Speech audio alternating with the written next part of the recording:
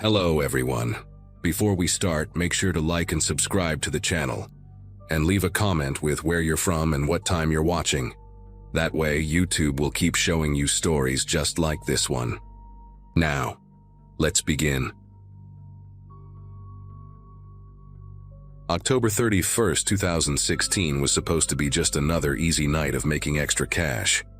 I was 19, a sophomore at the local community college, and babysitting for the Bradshaw family had become my regular weekend gig.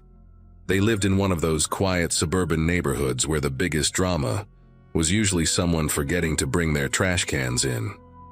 Mr. and Mrs. Bradshaw were heading to some fancy corporate Halloween party downtown, and they needed someone to watch their two kids, Jamie, who was 8, and little Sophia, barely 5. The pay was good, $50 plus whatever leftovers they had in the fridge, and the kids were usually asleep by 9 anyway. I remember thinking it would be the easiest money I'd ever make, just sitting there watching Netflix while handing out candy to trick-or-treaters. The Bradshaws left around 7:30, Mrs. Bradshaw doing that typical parent thing, where she wrote down 5 different phone numbers even though I already had her cell saved in my contacts. The kids were hyped up on pre-Halloween candy their grandma had sent them, running around in their costumes. Jamie was some superhero I didn't recognize, and Sophia was a princess with a tiara that kept sliding off her head. I managed to corral them onto the couch with the promise of watching Hocus Pocus, and for about an hour, everything was completely normal. Trick-or-treaters came in waves, groups of kids with pillowcases and plastic pumpkins, parents hovering at the end of the driveway with flashlights. I was actually enjoying myself, remembering how much fun Halloween used to be when I was their age, before everything got complicated with college applications and part-time jobs and all that adult stuff that suddenly seemed to matter so much. Around 9 o'clock, after I'd gotten both kids into their pajamas and tucked into Jamie's room, Sophia insisted on sleeping in her brother's bed during scary nights.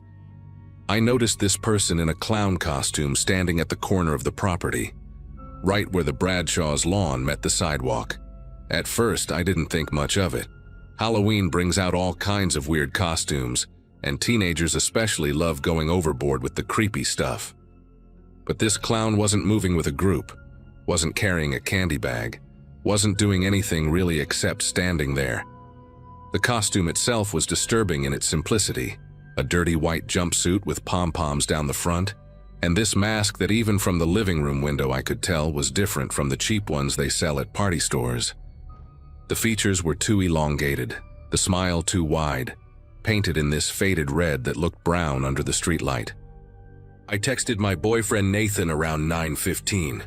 "There's this creepy clown outside the house I'm babysitting at. He's just standing there." Nathan, being Nathan, immediately called me instead of texting back, and I remember whispering into the phone even though the kids were upstairs and couldn't hear me. He told me to call the cops if the guy didn't leave soon, but I felt stupid making that call. What was I gonna say that someone in a Halloween costume was standing on a public sidewalk? While I was talking to Nathan, I walked from room to room, checking all the windows, and that's when I realized the clown wasn't just standing in one spot anymore. He was walking a slow circle around the house, maintaining the same distance from the walls, like he was tracing some invisible boundary. Each window I looked through, I'd catch a glimpse of him passing by, that mask turning slightly toward the house each time, never fully facing forward, always keeping the house in his peripheral vision. Nathan stayed on the phone with me for another 20 minutes, and during that time, the clown completed maybe 3 full circles around the house. I started timing them. Each lap took about 6 minutes, always the same pace, never speeding up or slowing down. The trick-or-treaters had thinned out by then, just the occasional group of older kids without costumes looking for last-minute candy, and none of them seemed to notice or care about the clown. I kept thinking maybe it was some elaborate prank. Maybe one of the Bradshaw's neighbors hired someone to add atmosphere to the neighborhood or something. But there was something mechanical about his movement, something practiced and deliberate that made my chest feel tight. I told Nathan I was going to try something, and I turned off the porch light, the universal signal that we were out of candy. The clown stopped mid-stride when the light went out, stood perfectly still for maybe 10 seconds, then continued his circle like nothing had happened. By 9:45, I was genuinely scared. I double-checked all the locks, closed all the curtains except for a small gap I was using to watch him, and I'd moved into the kitchen where I could see both the front and back doors. Nathan was trying to keep me calm, suggesting maybe the guy was high or drunk, just some weirdo who would eventually get bored and leave. But then I noticed something that made me actually gasp out loud. The clown had something in his hand that I hadn't seen before, or maybe he'd just pulled it out. It was a phone, and he was holding it up, not like he was texting or calling someone, but like he was recording. He was filming the house as he walked, the phone's screen casting this sick blue glow on the lower part of his mask. I immediately thought about the kids upstairs, about how their room faced the street, and I ran up to make sure their curtains were closed. They were both sleeping soundly, Jamie sprawled out with one arm hanging off the bed, Sophia curled up against him sucking her thumb.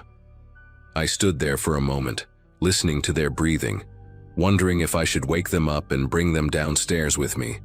I decided against waking the kids. They were safer not knowing what was happening, I figured. When I got back to the kitchen, Nathan was practically yelling through the phone, asking if I was okay because I'd gone quiet for too long. I told him about the filming, and that's when he said he was coming over. He lived about 15 minutes away, and I remember feeling both relieved and more anxious somehow, like his coming over made this whole thing more real, more serious. I gave him the address again, even though he'd dropped me off there before, and then I went back to my spot by the kitchen window. The clown had changed his pattern. Instead of walking continuous circles, he would now stop at each corner of the house and stand there for exactly 30 seconds. I counted, before moving to the next corner. At each stop, he would slowly turn his head from left to right.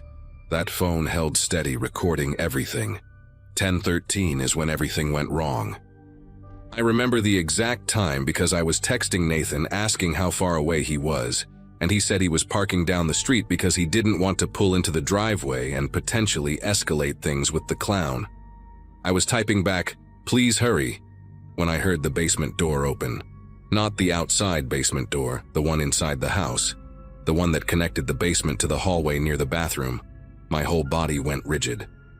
The Bradshaws had mentioned that door sometimes didn't latch properly, that you really had to push it closed, but I knew I hadn't been in the basement at all that night. I stood there in the kitchen, phone in one hand, a knife from the drawer in the other. When had I grabbed that? Listening to footsteps that were definitely coming from inside the house. Slow, deliberate steps, not trying to be quiet exactly, but not making extra noise either. The footsteps stopped at the bottom of the main stairs, the ones that led up to where the kids were sleeping, and I knew I had to move. I dropped my phone on the kitchen counter.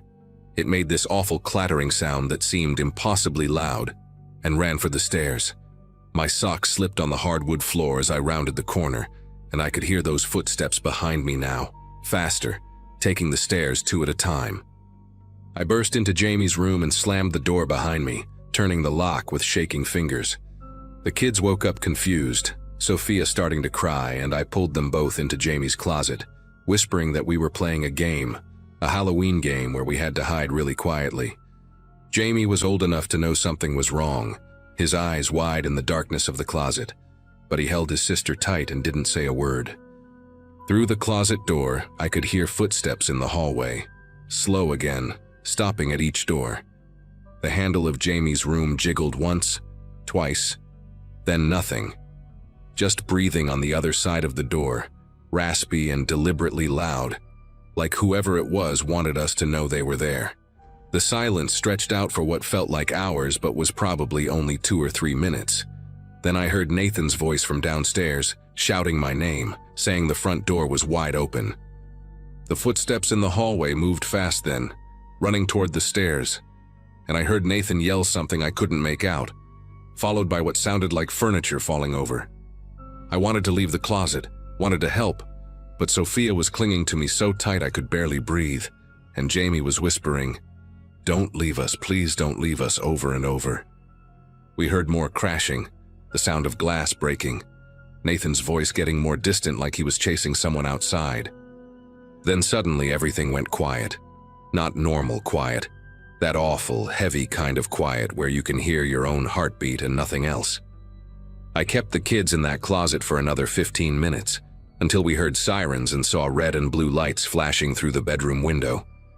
Only then did I open the closet door, carrying Sophia while Jamie held onto the back of my shirt, and we made our way downstairs to where 2 police officers were standing in the destroyed living room. Nathan sitting on the couch with a bloody nose, and no sign of anyone in a clown costume anywhere. The police searched the entire neighborhood that night, but they never found whoever was in that clown costume. Nathan told them he'd chased the person through the backyard and into the wooded area behind the houses, but lost them in the darkness. The really disturbing part came when they checked the basement. The lock on the exterior basement door had been picked, and there were muddy footprints showing someone had been down there for a while, maybe even before I arrived that evening. They found my phone in the kitchen where I'd left it, still recording a video I didn't remember starting. When the detective played it back, you could hear me talking to Nathan, then the door opening, my footsteps running, and then about 4 minutes of just breathing.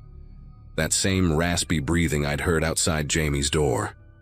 The Bradshaws came home to find their house swarming with police, and Mrs. Bradshaw just held her kids and cried, while Mr. Bradshaw kept apologizing to me, like any of this was somehow their fault. They moved out 3 months later, said they couldn't stand being in that house anymore. For years I had nightmares about that mask, about those mechanical circles around the house, about what would have happened if Nathan hadn't shown up when he did. I moved away for college, tried to put it all behind me, but Halloween always brought it back. Then, about 2 years ago, I got a call from Nathan. He still lived in our hometown, had actually bought a house about 6 blocks from where the Bradshaws used to live. He was doing some landscaping in his backyard, planning to put in a pool, when his shovel hit something hard about 3 feet down. It was wrapped in plastic, a garbage bag duct-taped into a bundle. Inside was that clown mask, unmistakable with its elongated features and faded red smile, along with a white jumpsuit and something else that made Nathan call the police immediately, a notebook filled with addresses, dates, and detailed observations about families in the neighborhood. The Bradshaws' address was there, along with notes about their schedule, their kids' names, my name, what time I usually arrived and left. But here's what still keeps me up at night. Their entry was from 2016, but the newest entries were from just weeks before Nathan found it. Someone had been using that same mask, that same method, still watching families, still taking notes. The police took everything as evidence, but they never found who buried it there. Nathan sold that house within a month, didn't even wait to get his asking price. Neither of us talks about it anymore, but every Halloween, we text each other just to check in, just to make sure we're both okay, both safe, both nowhere near any windows where someone might be walking slow circles outside, recording everything, waiting for the right moment to test a basement door.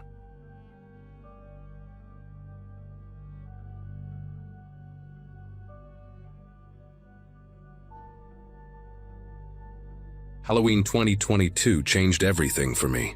I was a senior at the State University, majoring in journalism, and I'd been covering campus stories for the student paper since freshman year.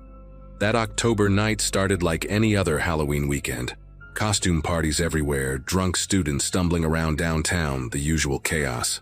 I wasn't even supposed to be working that night, but our regular photographer, Kevin, had called in sick at the last minute. The editor asked if I could cover the big costume party at the Vault, this converted bank building that served as the hottest club near campus. I grabbed my camera, threw on a lazy vampire costume, just fangs and a cape over regular clothes, and headed downtown around 10 p.m.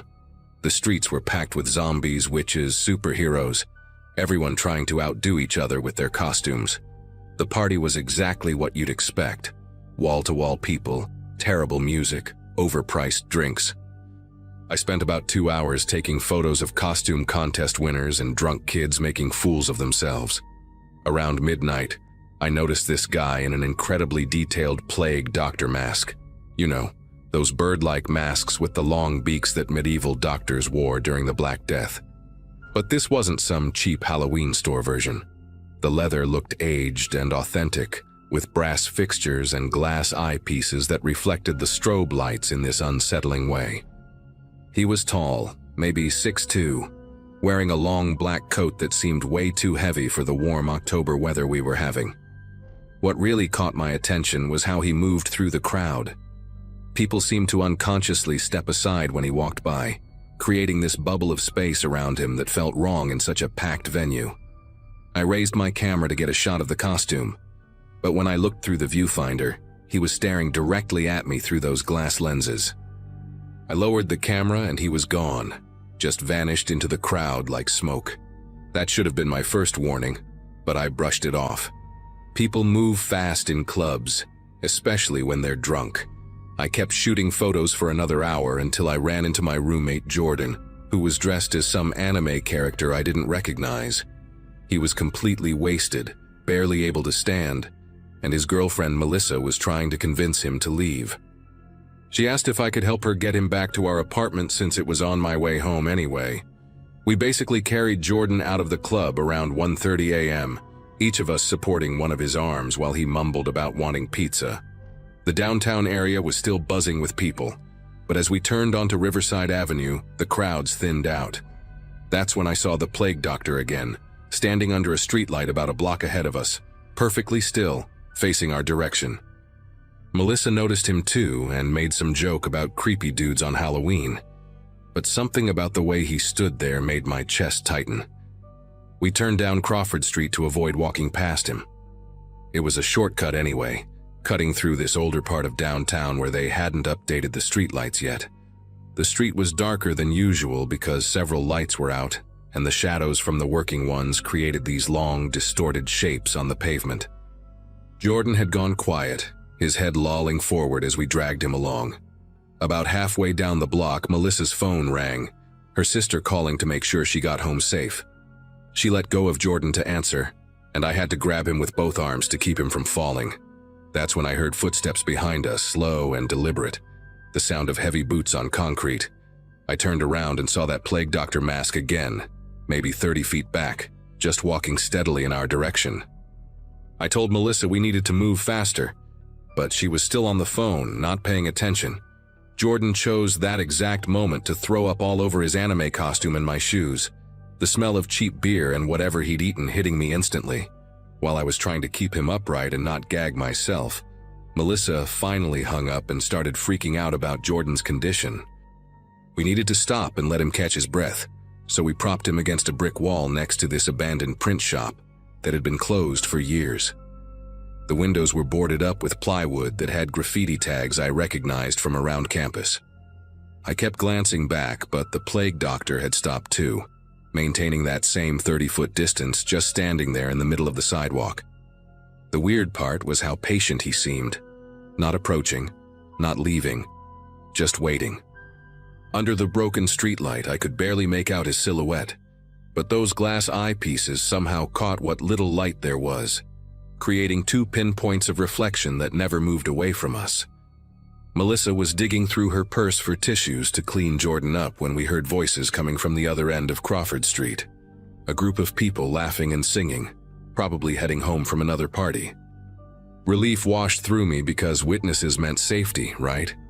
But as the group got closer, I realized they were all wearing masks too. A wolf, a Jason hockey mask, something that looked like melted flesh, and another plague doctor mask, though cheaper looking than the one following us. They walked past us without acknowledging we were there, even though Jordan was actively dry heaving against the wall, and Melissa was practically yelling at him to drink some water. The group just flowed around us like we were invisible, their laughter continuing uninterrupted. When I looked back again, our plague doctor had moved closer, maybe 15 feet now, and 2 more figures had joined him, both in different but equally elaborate masks. One looked like a Victorian porcelain doll face. The other was some kind of demon with curved horns. That's when panic really set in. I grabbed Jordan under his arms and basically started dragging him forward while Melissa kept asking what was wrong. I couldn't form words to explain that 3 people in masks were following us and getting closer with each passing second. We stumbled forward, Jordan's feet barely helping, his weight making every step a struggle. The end of Crawford Street opened onto Washington Boulevard, where there should have been traffic, more people, safety. But when we reached the intersection, the usually busy boulevard was completely empty. No cars, no pedestrians, no sound except our own ragged breathing and Jordan's incoherent mumbling. The traffic lights were still changing from green to yellow to red, illuminating the empty asphalt in shifting colors, but there was nothing to direct. I could hear those footsteps getting closer, multiple sets now, no longer trying to match our pace but gaining on us. Melissa finally turned around and saw them. Her scream cut through the silence like breaking glass. We ran, or tried to run with Jordan barely conscious between us. We made it maybe half a block down Washington before Jordan's legs completely gave out and we had to stop. The masked figures had spread out behind us, no longer walking in a group but forming a semicircle that was slowly closing in. That's when I noticed others stepping out from doorways and alleys ahead of us. More masks, different styles but all elaborate and disturbing. A cracked baby doll face with one eye missing, a leather mask with zippers for features, something that looked like exposed muscle and sinew. They moved with this horrible synchronization, like they'd rehearsed this exact scenario. Melissa was crying, begging them to leave us alone, offering money, her phone, anything. But they never spoke, never made any sound except their footsteps. The original plague doctor raised one gloved hand and pointed at Jordan, then made a beckoning motion with his fingers. The message was clear. They wanted him. I don't know what made me do it, but I pulled out my phone and started recording video, thinking maybe evidence would help later, maybe someone would believe us. Through the screen, I saw something that made my knees weak. Jordan wasn't Jordan anymore. Where my roommate's face should have been, there was a blank, smooth surface, like skin stretched over where features should be. No eyes, no mouth, no nose, just flesh-colored nothing. Melissa saw my phone screen and looked down at what we were holding between us. Her scream this time was different, raw terror mixed with confusion. But when I looked directly at Jordan without the phone, his face was normal again, drunk and pale, but definitely there. I lifted the phone back up and through the camera, that horrible blank face returned. The masked figures had stopped moving, apparently waiting for us to understand something. I switched to the front-facing camera and nearly dropped the phone. Melissa and I looked normal, but behind us, the street wasn't Crawford anymore. Through the phone screen, we were standing in some kind of warehouse or factory, with rusted metal walls and industrial equipment I couldn't identify. The plague doctor tilted his head, almost like he was amused, then reached up and removed his mask. Underneath was just a normal guy, maybe late 20s, with stubble and tired eyes. One by one, the others removed their masks too. Regular people, different ages, different ethnicities, but all with this exhausted, resigned expression. The man who'd worn the plague doctor mask spoke for the first time, his voice rough like he hadn't used it in a while. He's already gone. Has been since you left the club. What you're carrying is just an echo and it's drawing them here. Every Halloween, they send out echoes wearing faces, looking for specific people. You can keep dragging that thing around, but it's not your friend anymore. He pulled out an old flip phone, checked the time, and continued. In about 3 minutes, that echo is going to walk back to where it came from, and if you're still holding on to it when it does, you'll go too. We've been trying to warn people for years, but the masks are the only way we can see each other. The only way we can move through the spaces where the echoes hunt. Melissa was sobbing, saying this was insane, that Jordan was right there. We could see him. But I believed the man because something deep in my gut had been screaming wrongness since we'd left the club. The plague doctor man tossed me a rubber Halloween mask, a cheap werewolf one from a dollar store. Put it on and look at your friend again, he said. Then decide if you want to let go. With shaking fingers, I pulled the mask over my head. Through the eye holes, Jordan wasn't there at all. Just a column of static, like television snow in human shape, and where his feet should have touched the ground. There was nothing, just empty space. Worse, I could see thin, translucent threads extending from the static thing into both Melissa and me, wrapped around our wrists like fishing line. The masked people weren't people anymore either. Through the werewolf mask, they looked like burn victims, with melted, scarred skin and missing pieces, but their eyes were kind, desperate even. 60 seconds, the man said, his voice distorted now through my mask-filtered perception. Drop it and run. Don't look back, don't go home tonight, and whatever you do, don't answer if someone calls your name. Melissa and I let go of Jordan at the same time. The moment we did, the static thing stood perfectly upright on its own, turned and began walking back toward Crawford Street with mechanical precision. We ran in the opposite direction, our feet slapping against wet pavement I didn't remember being wet before. Behind us, I heard the masked people scattering, their footsteps fading in different directions. We ran for blocks until we reached the 24-hour diner on Peachtree. Bright lights and normal people everywhere. Melissa collapsed in a booth, hyperventilating, while I called 911 to report Jordan missing. The police found him 3 hours later, wandering downtown in his ruined costume with no memory of anything after midnight. He was fine, completely fine, except for one thing. He swore he'd been at his parents' house in Ohio the whole time, that he'd never even come back to campus after fall break. Security footage from the vault showed him at the party, but every camera that should have caught him on Crawford Street just showed static from 1:47 to 1:50 a.m. The really screwed up part? When I developed the photos from my camera the next day, every shot I'd taken of the plague doctor at the club showed a different person's face in that mask. And in the background of each one, there was always someone in a regular Halloween mask watching.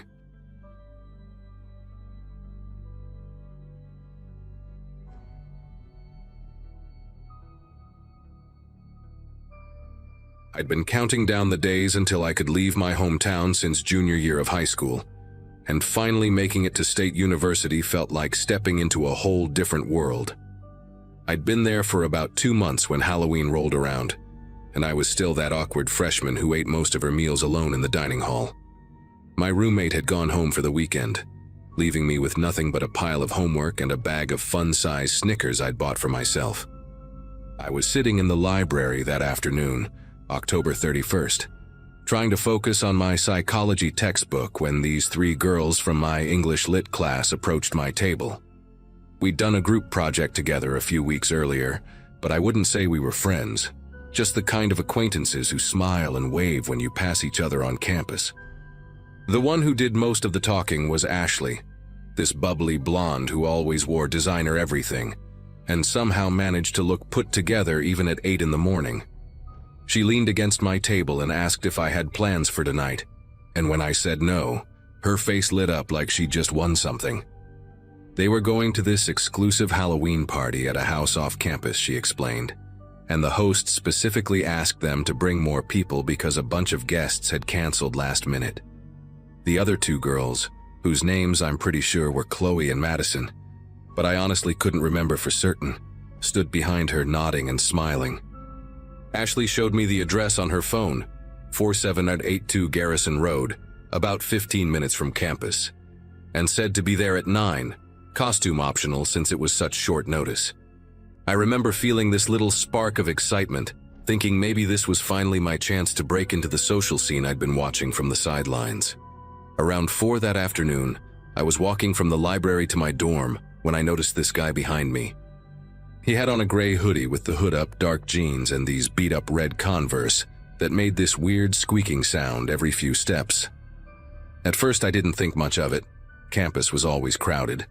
But then I took a detour through the student union to grab a coffee, and when I came out 20 minutes later, there he was again, maybe 30 feet behind me. Same squeaky shoes, same hunched way of walking, like he was trying to make himself smaller. I ducked into the campus bookstore and pretended to browse the school spirit section for a good 10 minutes, watching the entrance through the corner of my eye. He never came in, and when I finally left, I didn't see him anywhere. I convinced myself I was being paranoid, that it was just some student who happened to be going the same direction. I spent way too long getting ready that night, changing outfits 3 times before settling on black jeans and this vintage band tee I'd found at a thrift store, figuring it was casual enough not to look like I was trying too hard but still appropriate for a party. The Uber driver had trouble finding the address at first, driving up and down Garrison Road twice before finally spotting the house numbers hidden behind an overgrown hedge. The house itself was one of those modern rental places that looked like it belonged in a magazine. All glass and sharp angles, with those automatic lights that turn on when you walk up the driveway. Music was thumping from inside, but something seemed weird about the windows. They all had these heavy blackout curtains drawn tight, not a single gap to see inside. Ashley's white BMW was parked out front though, or at least I thought it was hers. Same model, same sorority sticker on the back windshield. So I paid the driver and headed up to the front door.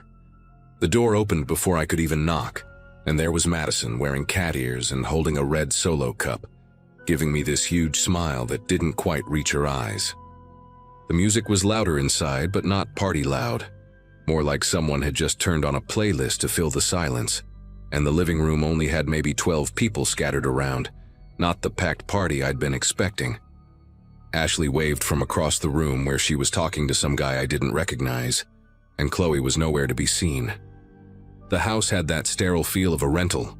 Generic artwork on the walls, no family photos, that kind of aggressively neutral furniture that's meant to offend nobody and ends up feeling like nobody lives there at all. Madison handed me a drink without asking what I wanted, something pink and way too sweet that burned going down, and started introducing me to people whose names immediately slipped out of my head because I was too busy trying to figure out why everyone seemed to be watching me without actually looking directly at me. That's when I saw him in the kitchen, leaning against the counter and peeling the label off a beer bottle with his thumbnail. The guy from earlier, still in the same gray hoodie, those red Converse visible even from across the room. My whole body went rigid, and I must have made some kind of noise because Madison grabbed my arm and asked if I was okay, her fingers pressing harder than necessary into my skin. I tried to casually ask who he was, and she got this confused look and said his name was Brandon, Ashley's cousin from out of town who'd crashed the party last minute.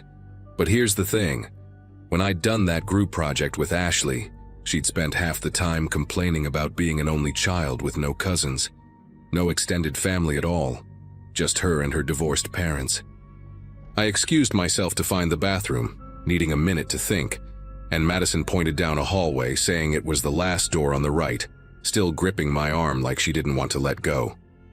The hallway was darker than it should have been, with only one dim bulb at the far end, and I passed 3 closed doors before reaching the bathroom.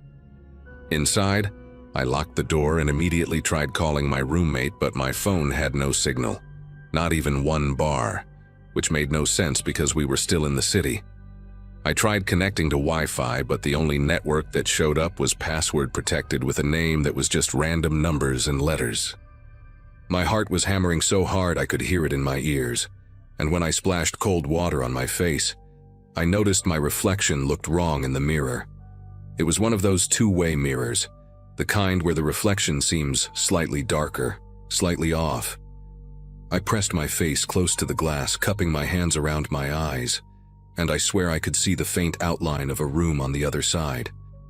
That's when I heard footsteps stop right outside the bathroom door, and someone tried the handle, jiggling it when they found it locked. "Everything okay in there?" It was a man's voice I didn't recognize. Definitely not Brandon's because I'd heard him talking to someone when I'd walked past the kitchen. The handle jiggled again, more insistent this time, and then I heard keys jingling. Keys. Why would someone have keys to the bathroom at a party? I looked around frantically for another exit, but there was just a tiny window above the shower, barely big enough for a cat to squeeze through. "Just a minute," I called out, trying to keep my voice steady while I opened the bathroom cabinet, searching for anything I could use as a weapon. Nothing but toilet paper and cleaning supplies. The key sound stopped, followed by whispering I couldn't make out, and then footsteps walking away. I waited another full minute before cracking the door open, and the hallway was empty, but now all 3 of those previously closed doors were standing wide open, revealing dark rooms that seemed to be watching me. I knew I had to get out of that house immediately. But when I walked back toward the living room, the layout seemed different somehow. The hallway felt longer, and there was a turn I didn't remember taking before. The music had stopped completely, replaced by this low murmur of voices that sounded rehearsed, like people reading from a script. When I finally reached the living room, everyone had rearranged themselves. They were all sitting now, facing the front door in these neat little rows like they were waiting for something. Ashley stood up when she saw me, that same bright smile plastered on her face, and announced to the room that I was ready. Ready for what? I tried to head for the door, but two guys I hadn't noticed before stepped in front of it. Both of them bigger than football players, just standing there with their arms crossed. Brandon had moved from the kitchen and was now sitting on the arm of a couch, those red sneakers tapping against the floor in this rhythm that made my teeth hurt. "Your Uber already left," Ashley said, walking toward me with her phone in her hand, showing me the app like that proved something. "But don't worry, we've arranged another ride for you." That's when I noticed everyone else had their phones out too. All of them pointed at me, recording.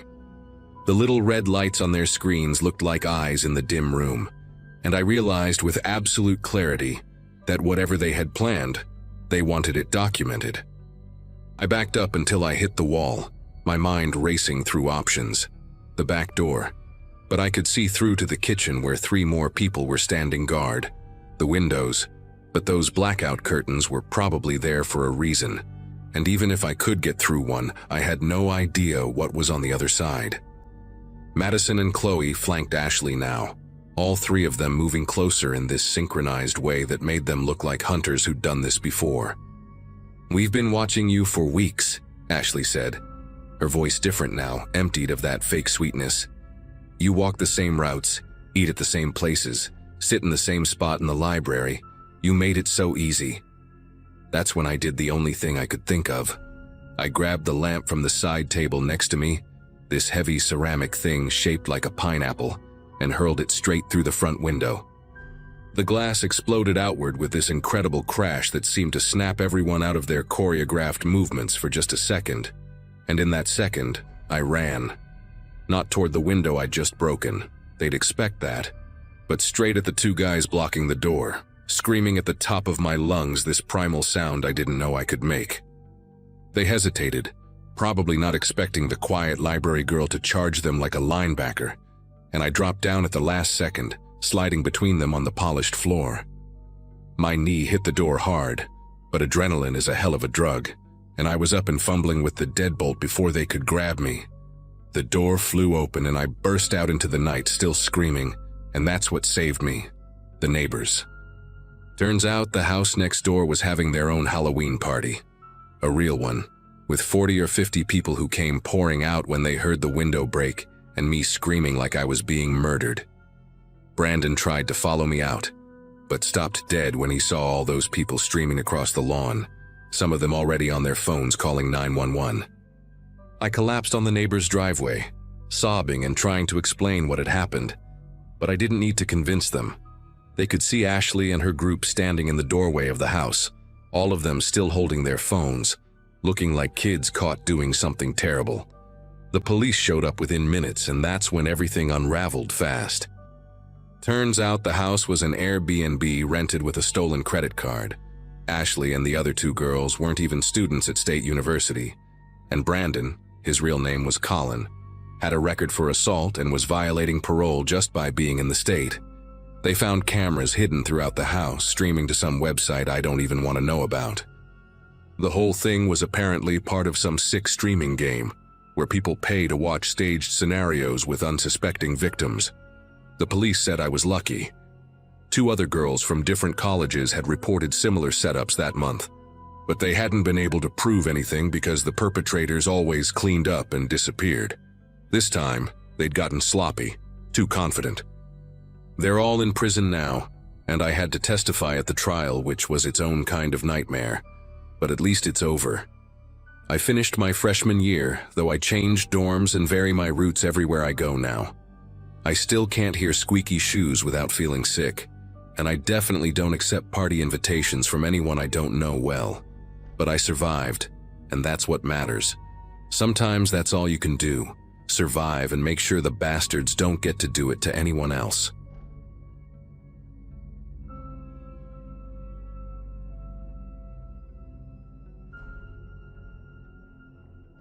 Halloween night 2018 will permanently live in my brain as the night I realized how vulnerable we really are in our own homes. I was 27 at the time, living with my girlfriend Vanessa in a small 2-bedroom rental house in Springfield, Massachusetts. We'd been together for about 3 years, and life was pretty normal. I worked as an insurance adjuster, she was a dental hygienist, and we had this comfortable routine where we'd cook dinner together most nights and watch terrible reality TV shows until we passed out on the couch. The house itself wasn't anything special, just one of those cookie-cutter builds from the 70s with thin walls and creaky floors, but it was ours for the time being. That Halloween fell on a Wednesday, and Vanessa had been excited about this new Italian place that opened downtown, so we'd made reservations weeks in advance. I remember she wore this deep purple dress that she'd been saving for a special occasion, and I'd actually ironed a button-down shirt for once, which she'd joked about all evening. We left around 6:30, right when the trick-or-treaters were starting to come around, and I'd left our porch light off since we wouldn't be home to hand out candy anyway. Dinner was fantastic.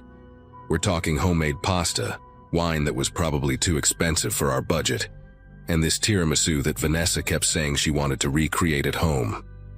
The restaurant had this cozy, dimly lit atmosphere, with fake cobwebs hung up for the holiday, and our waiter was wearing vampire fangs that kept slipping when he talked, which made us laugh every time he came to our table. We stayed longer than we'd planned, probably until around 9:30 or so, just enjoying each other's company without our phones or the TV as a distraction. The drive home took about 15 minutes, and I remember the streets were pretty much empty by then. Most of the kids had gone home, and the neighborhood had that eerie post-Halloween quiet where you could see decorations swaying in people's yards but no actual people anywhere.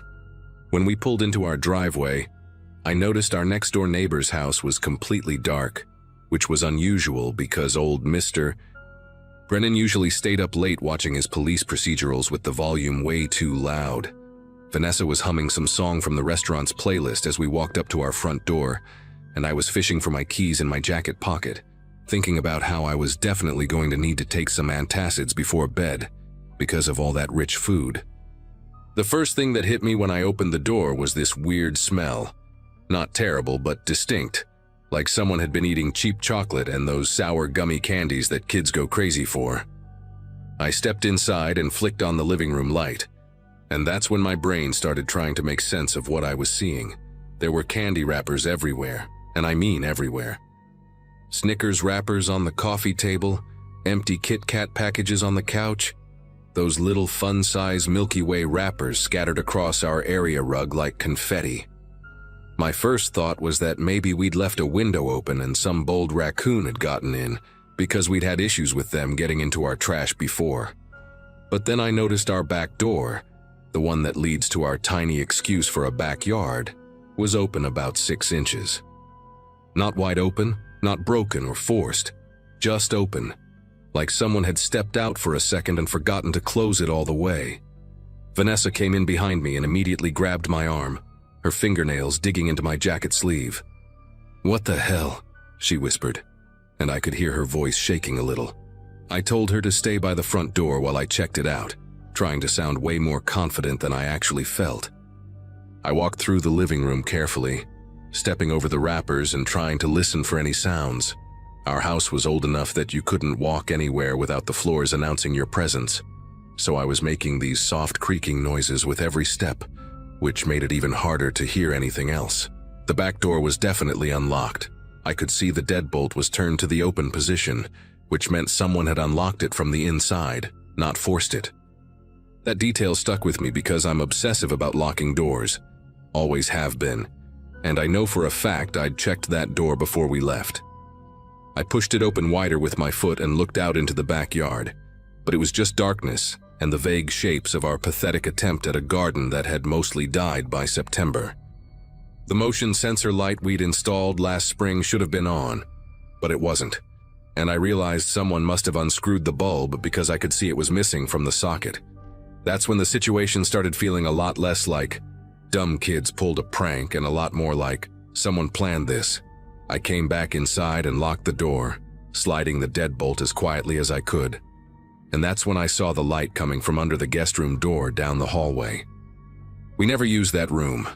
It was basically storage. Boxes of Vanessa's college textbooks, my old golf clubs that I kept pretending I'd use again, winter clothes in plastic bins, that kind of stuff. The light in there was one of those weak overhead fixtures with a pull chain, and we never turned it on because there was no reason to. I felt this wave of adrenaline hit me, the kind that makes your hearing go sharp and your muscles tense up like you're about to sprint or fight.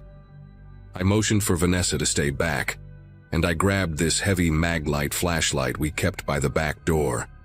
Not because I needed light, but because it was the closest thing to a weapon I had within reach. As I got closer to that door, maybe 10 feet away, I heard it. Breathing. Not heavy, not labored, just the quiet, rhythmic sound of someone trying very hard to stay still and silent. It was coming from inside that room, and whoever it was wasn't doing a great job of staying quiet, because I could hear this faint whistling sound on the exhale, like their nose was stuffy or they'd been running. My brain was racing through possibilities. Maybe it was a kid who'd gotten scared and was hiding. Maybe it was some homeless person who'd found a way in and was just trying to survive the cold night. Maybe it was someone high on drugs who didn't even know where they were. But then I heard a small mechanical sound, like a phone vibrating on silent mode, and the breathing stopped completely. Whoever was in there had just gotten a message or notification, and they were now aware that we were home, and probably knew we'd heard them. The silence that followed was worse than the breathing, because it meant they were listening for us, just as intently as we were listening for them. Vanessa had moved closer despite my warning, and she was standing maybe 5 feet behind me, her phone already open to the 911 screen, with her thumb hovering over the call button. I could see her face in the glow of her screen. She was pale, her jaw clenched, eyes wide but focused. I remember thinking how crazy it was that we were standing in our own hallway, in our own house, afraid of a door we opened and closed 100 times before. I raised my voice, trying to sound authoritative, but hearing it come out shakier than I wanted, and said something like, "We've already called the police, they're on their way, you need to come out now." Complete bluff, obviously, but I didn't know what else to do. For maybe 10 seconds, nothing happened. Then I heard movement. Not toward the door, but away from it, like shuffling footsteps moving toward the window on the far side of the room. That window. I knew that window didn't open easily because the frame had warped over time, and we'd never bothered to fix it since we didn't use that room anyway, which meant whoever was in there had probably come in through the back door, not the window, and was now trapped unless they wanted to confront us directly. I heard them struggling with the window, the scraping sound of wood against wood as they tried to force it up. Vanessa whispered urgently behind me, "Call them, actually call them right now," and I heard her fingers tapping on her screen. She spoke in this low, controlled voice to the dispatcher, giving our address and saying there was an intruder in our home, still inside. We could hear them. The dispatcher told her to get out of the house immediately, don't engage, wait outside for the officers, but Vanessa just said, "Okay," and didn't move an inch. We both stood there, frozen in this awful moment of decision. Do we run outside and risk them getting away, or do we stay and potentially trap them until the cops arrive? The window finally gave way with this loud crack, and I heard it slide up. I made a split-second choice and rushed to the door, throwing it open and hitting the light switch, flooding the room with that harsh overhead light. What I saw has been burned into my memory ever since. It was a man, probably mid-30s, wearing a stained gray hoodie and jeans that were too big for him, one leg already out the window. He turned and looked directly at me, and his face, God, his face was just so ordinary. Brown hair, patchy stubble, dark circles under his eyes like he hadn't slept in days. He wasn't some masked monster or deranged lunatic. He just looked tired and desperate and caught. Our eyes met for maybe 2 seconds, but it felt longer. And in that moment, I saw something that genuinely unnerved me more than if he'd been aggressive. He looked disappointed, like a kid who'd been caught doing something they knew was wrong. There were more candy wrappers around his feet, and I noticed he'd been sitting in our desk chair, which he'd pulled over to face the door, like he'd been waiting there, eating Halloween candy and just listening to us on the other side. He had a backpack next to the chair, unzipped, and I could see what looked like Vanessa's jewelry box inside, along with my laptop that I'd left on the desk in our bedroom. He didn't say anything, just stared at me for another second, then pulled his other leg through the window and dropped down into our backyard. I heard the thud of him landing, then the sound of him scrambling over our chain-link fence into the alley behind our house. I ran to the window and looked out, but he was already gone, swallowed up by the darkness between houses. My whole body was shaking, not from fear exactly, but from this cocktail of adrenaline and anger and this bizarre relief that he was gone and hadn't hurt us. Vanessa appeared in the doorway, still on the phone with the dispatcher, and she looked into the room and saw the chair positioned like that, facing the door, and I watched her face change. She got it immediately, understood what I'd just understood. He'd been sitting there listening to us, maybe for minutes before we even knew he was there. Maybe he'd heard us come in, heard us talking in the living room, and just sat there in the dark deciding what to do. That thought made me feel violated in a way that the stolen stuff didn't. The police showed up maybe 6 minutes later, which felt like an eternity, but was apparently pretty fast for our area. 2 officers, one older guy who looked like he'd seen everything, and a younger woman who actually seemed really engaged with what we were telling them. They checked the whole house room by room, looked at the window he'd escaped through, examined the back door and the missing light bulb. The older cop, Officer Dennings, told us it was likely someone who'd been watching the house, knew we'd gone out for the evening, and had probably been inside for at least an hour or more based on the amount of candy wrappers. He pointed out that the guy had eaten maybe 20 or 30 pieces, which takes time, and he'd clearly gone through our bedroom since he had my laptop. The younger officer, her name tag said Alvarez, she's the one who asked the question that made everything click into place. How did he get in? Was the back door unlocked when you left? I told her no, absolutely not. I'm obsessive about locking up. She went back to examine the door more carefully with a flashlight, and when she came back, her expression was serious. There's no sign of forced entry, she said. No scratches on the lock, no damage to the frame. Whoever came in had a key. That statement hit me like a punch to the chest. A key. My mind immediately went to all the people who'd had access to our house. The landlord, obviously, and his maintenance guy who'd fixed our water heater last spring. We'd given a spare to Vanessa's sister for emergencies, but she lived 2 hours away, and we'd just seen her the previous weekend. I'd also lent our key to our friend Austin when we went on vacation in July, so he could water our plants and grab our mail, and he'd given it back, or at least I thought he had. Vanessa was going through the same mental checklist, and I could see panic building in her eyes.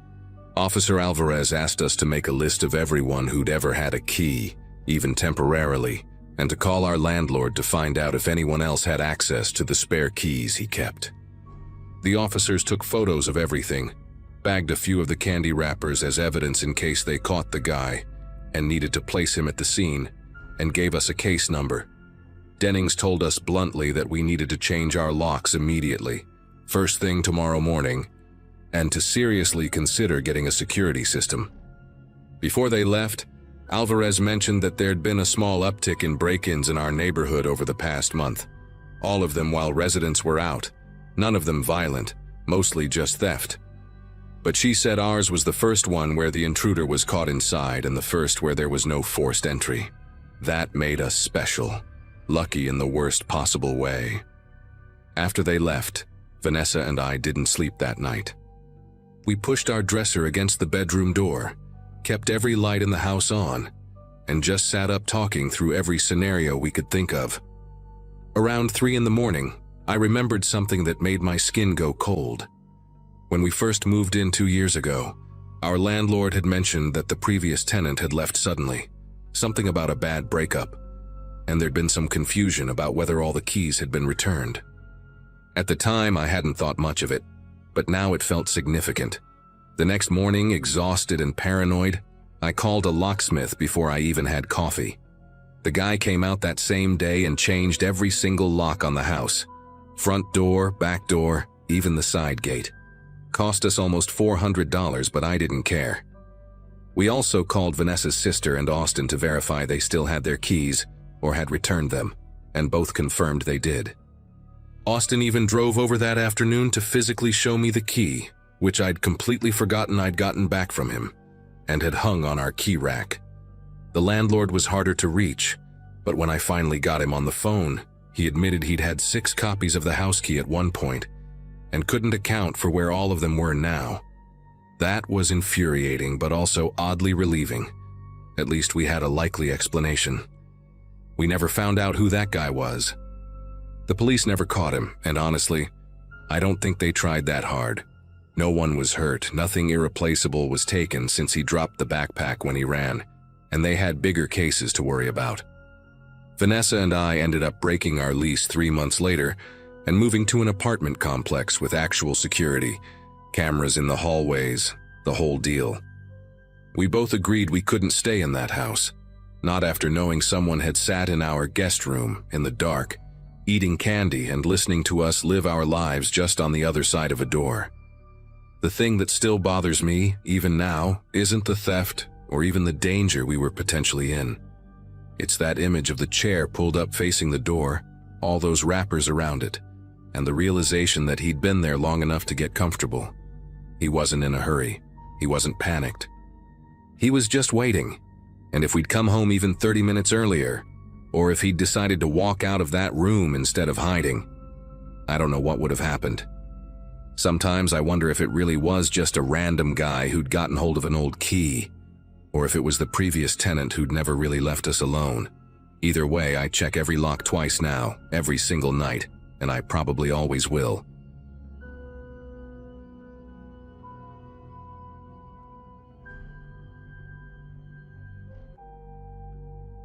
Halloween used to be my favorite holiday. I'm talking full-on obsessed, planning costumes in August, mapping out the best candy routes, the whole deal. I was 14 in October 2015, living with my mom and younger brother in a suburb outside Portland, Oregon.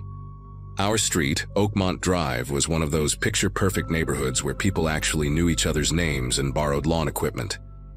Every house went all out for Halloween. Carved pumpkins, fake cobwebs, those inflatable ghosts that looked ridiculous in daylight. Except for one house. Number 447, about 5 doors down from us. A single-story ranch with faded blue siding, belonging to a guy everyone just called Mr. Henley. He'd lived there longer than anyone could remember, kept to himself, never caused problems. But here's the weird part. Every single Halloween, without fail, he'd decorate his front porch. Not elaborate stuff, just a couple of carved pumpkins, some orange lights, a wreath on the door. Made it look like he was participating. But if you actually walked up those steps and knocked, nothing. Complete silence. The lights would be on inside, you could see the flicker of a TV through the curtains, but he never, ever answered the door. Most kids learned to skip his house after the first year of trying. It became this unspoken thing in the neighborhood. You'd see groups of trick-or-treaters walk right past 447 without even slowing down. But it always bugged me, you know? Why decorate if you're not going to hand out candy? Why make your house look inviting and then ignore everyone? My friend Troy, this scrawny kid with red hair who lived for causing trouble, had this theory that Mr. Henley was doing it on purpose, like some psychological experiment to mess with people. Troy's older brother Dylan was 17, had his license, and thought he was hot shit because he could grow a patchy beard. That October, Dylan decided he was going to teach the old creep a lesson for being antisocial. He recruited Troy, me, and this girl Amber from our grade who had a reputation for being fearless. The plan was simple, stupid teenager stuff. We'd go to Mr. Henley's house on Halloween night, TP his trees, maybe smash a pumpkin, ring the doorbell a bunch of times, and run. Classic prank, nothing crazy. I remember feeling uneasy about it even then, but I didn't want to look like a coward in front of everyone, especially Amber. So I agreed. Halloween night came with that perfect autumn chill in the air. Our neighborhood was packed. Families everywhere, little kids in princess costumes holding their parents' hands, teenagers in lazy last-minute outfits. Dylan picked us up around 8:30 in his beat-up Jeep Cherokee, after most of the young trick-or-treaters had gone home. Troy was practically vibrating with excitement in the passenger seat, kept going on about how this was going to be legendary. Amber sat in the back with me, checking her phone, looking bored but game for whatever. We parked 2 streets over and walked, carrying rolls of toilet paper stuffed in our jacket pockets. The closer we got to Oakmont Drive, the quieter it became. Most porch lights were turning off, the Halloween energy dying down for the night. When we reached Mr. Henley's house, I noticed the decorations looked exactly the same as every other year. 2 jack-o'-lanterns on the porch steps, their triangle eyes glowing from the candles inside, orange string lights outlining the doorframe. His living room light was on, and through the sheer curtains, I could see the blue glow of his television. Everything looked normal, peaceful even. That's what made what Dylan said next feel so out of place. "Check it out," Dylan whispered, pointing to the roof edge above the porch. At first, I didn't see what he meant. Then Amber spotted it too. A small black object mounted under the eave, angled down toward the walkway. "Is that a camera?" she asked. We all stared at it for a second. It was definitely a camera, one of those compact security ones, and it was pointed directly at the sidewalk and front path. "Paranoid old bastard," Dylan muttered, but he was grinning like it made the whole thing more exciting. Troy suggested we do the prank from the side yard instead, away from the camera's view. We crept around to the right side of the house, where a tall wooden fence separated Mr. Henley's property from his neighbors.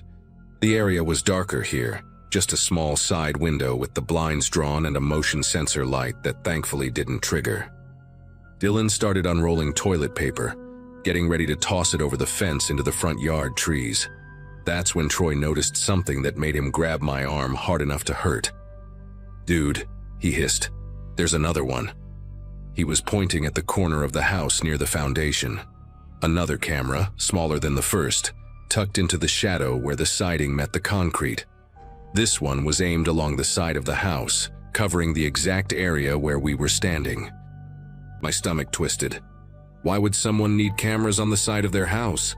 Dylan tried to play it cool, said lots of people have security systems, but his voice had lost that cocky edge. Amber wanted to leave. She kept saying this was creepy and we should just go, but Troy, stubborn as always, said we'd come this far and weren't going to chicken out over some cameras. He started moving toward the back of the house, staying close to the wall, and like idiots, we followed. The backyard was small and enclosed by that same wooden fence, with a concrete patio and a rusted barbecue grill that looked like it hadn't been used in years. A sliding glass door led into what I assumed was the kitchen, and next to it was a regular door with a small window at the top. Everything was dark back there except for one thing. Mounted on the back corner of the house, pointed at the yard, was a third camera, and this one had a little red light blinking on it. Troy saw it the same time I did. Nobody said anything for a moment. We just stood there in this guy's backyard, realizing that every single angle of his property was being recorded. That's when Dylan, trying to salvage his tough guy image, did the dumbest thing possible. He walked right up to the back door and knocked. Loud. The sound echoed in the quiet night. We all tensed up, waiting for Mr. Henley to flip on the porch light or yell at us to get lost. But nothing happened. Dylan knocked again, harder this time, the kind of aggressive banging that would wake up anyone inside. Still nothing. "He's definitely home," Amber whispered, pointing at the TV light still visible through the front windows. We could even hear it faintly, the muffled sound of voices from whatever show was playing. Dylan tried the door handle, locked, obviously. Then he cupped his hands around his face and peered through the small window at the top of the door. He went completely still. "What?" Troy asked. "What do you see?" Dylan didn't answer right away. When he finally stepped back, his face looked pale even in the darkness. "There's papers," he said quietly. "Like, everywhere, covering the walls." Before anyone could process that, Troy shoved past him and looked through the window himself. "Holy shit," he breathed. "It's all printouts. Photos, I think." I didn't want to look. Every instinct was screaming at me to get out of there, to go home, forget this whole stupid night. But curiosity is a terrible thing. I stepped up and pressed my face to the cold glass. The kitchen was dim, lit only by the glow spilling in from another room, but I could see enough. The walls were absolutely plastered with printed photographs, hundreds of them, maybe thousands, overlapping each other like scales on a fish. They covered every visible surface, taped up in this obsessive collage that made my brain hurt to look at. From what I could make out, they were pictures of the street. Our street, different times of day, different seasons. I recognized Mrs. Palmer's garden from last spring, the Johnsons' car that they'd sold months ago, and people. Kids walking to the bus stop, parents pushing strollers, teenagers on bikes, all taken from a distance like surveillance photos. My eyes landed on one image that was closer than the others, clearer. It showed 3 kids in Halloween costumes from what looked like last year, a vampire, a witch, and a skeleton. They were walking right past Mr. Henley's house, probably on their way to better candy spots. The photo was zoomed in enough that you could see their faces clearly. I recognized the vampire. It was Troy's little sister, Kayla. She'd been 9 last Halloween. "We need to call the cops," Amber said, and her voice was shaking now. She had her phone out already. But before she could dial, we heard it. A sound from inside the house. Not footsteps exactly, more like something being dragged across the floor. Heavy and slow. We all backed away from the door at the same time. Troy grabbed Dylan's arm and started pulling him toward the side of the house, toward the way we'd come in. That's when I noticed Dylan was staring at something. "Where's Troy?" he said. It took a second for the words to make sense. I turned around. Troy was right there next to Dylan. He'd just been pulling on his arm. But Dylan wasn't looking at Troy. He was looking past us, at the back fence. "Not Troy," Dylan said, his voice weird and flat. "The other kid, the one who was just standing by the grill." Ice flooded my veins. There had been 4 of us, me, Dylan, Troy, and Amber. Nobody else. "What are you talking about?" Amber demanded. But she was looking around now too, her phone's flashlight swinging wildly. Dylan insisted he'd seen someone, a shorter figure in dark clothes, standing by the barbecue grill when we were all looking through the window. He'd assumed it was one of us who'd wandered off. We tore out of that backyard like our lives depended on it. I slammed my shin against the corner of the fence gate so hard I saw stars, but I didn't stop running. We didn't stop until we reached Dylan's Jeep 2 streets away, all of us gasping for air, checking and rechecking that it was just the 4 of us. Dylan kept insisting he'd seen someone, describing a person maybe 5 feet tall, wearing a dark hoodie. Troy called him paranoid, said it was just shadows and he'd freaked himself out. But I'd seen Dylan's face in that moment. He wasn't the type to scare easy, and he'd looked genuinely confused, like his brain couldn't make sense of what his eyes had seen. We sat in the Jeep for almost 20 minutes arguing about what to do. Amber wanted to call the police immediately and tell them about the cameras and the photos. Troy was worried we'd get in trouble for trespassing. Dylan had gone quiet, just gripping the steering wheel and staring out the windshield. Finally, I convinced them we should at least tell our parents. Let them handle it like adults. We agreed to go home, and tomorrow we'd figure out the right way to report what we'd seen. Dylan dropped everyone off. When I got home, my mom was watching TV in the living room. I almost told her everything right then, but the words stuck in my throat. How do you explain that you were trying to vandalize someone's house and discovered something way worse? I barely slept that night. Every time I closed my eyes, I saw those photos layered on top of each other, all those unsuspecting people going about their lives while being documented. The next morning, a Wednesday, my mom woke me up early. Her face was serious in a way that made my chest tighten.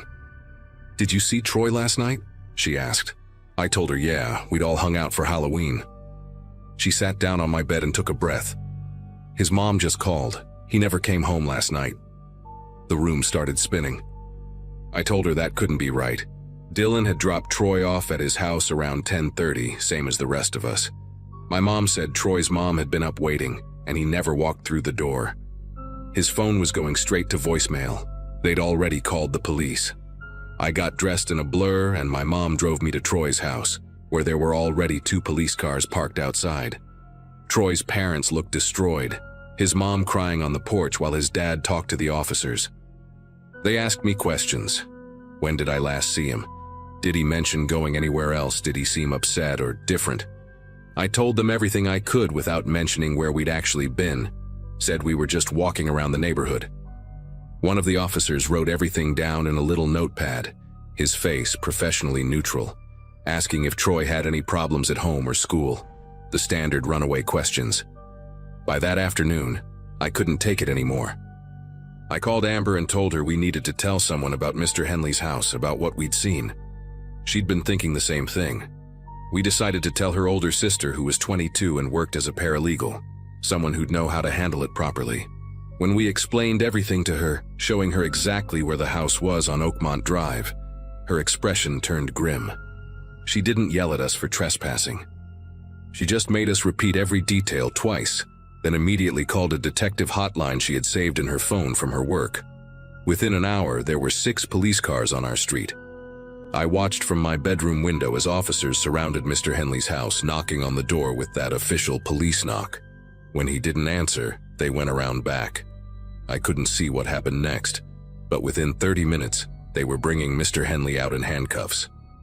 He was smaller than I'd imagined, balding, wearing a cardigan that made him look like somebody's retired grandfather. He wasn't fighting or yelling. He just looked resigned, like he'd been expecting this day to come eventually. More police showed up. They started carrying boxes out of the house. Computer equipment, hard drives, file folders. The whole street came out to watch. Nobody could believe it. Mr. Henley, the quiet neighbor who kept to himself, was being arrested right in front of everyone. The full story came out over the next few days, pieced together from news reports and neighborhood gossip. Police found over 30 cameras hidden around Mr. Henley's property and inside his house, all pointed at the street and sidewalks.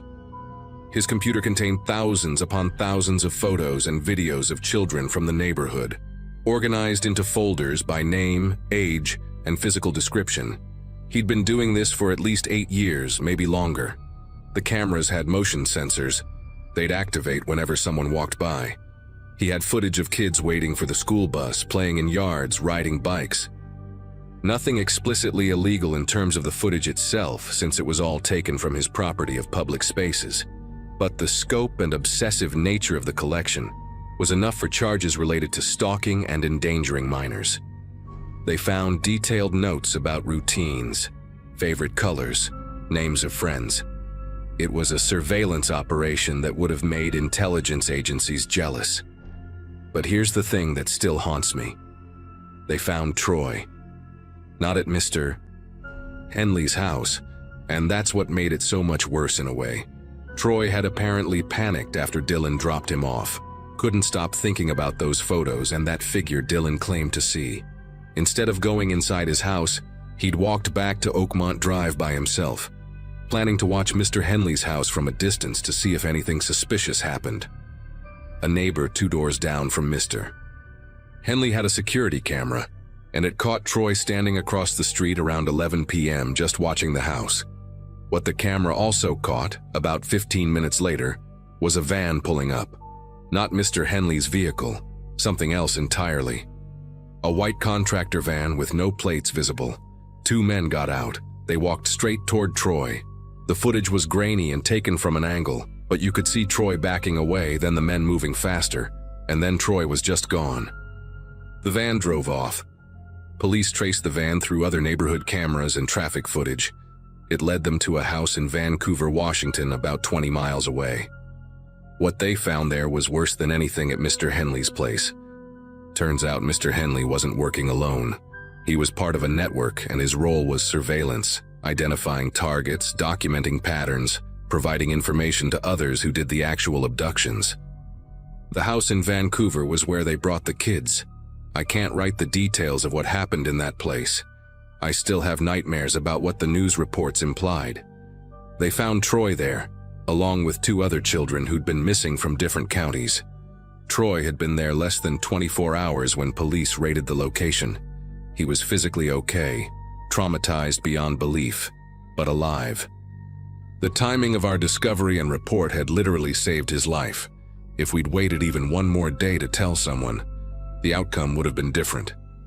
7 people were arrested in total, including Mr. Henley. The trial was massive, made national news for a while.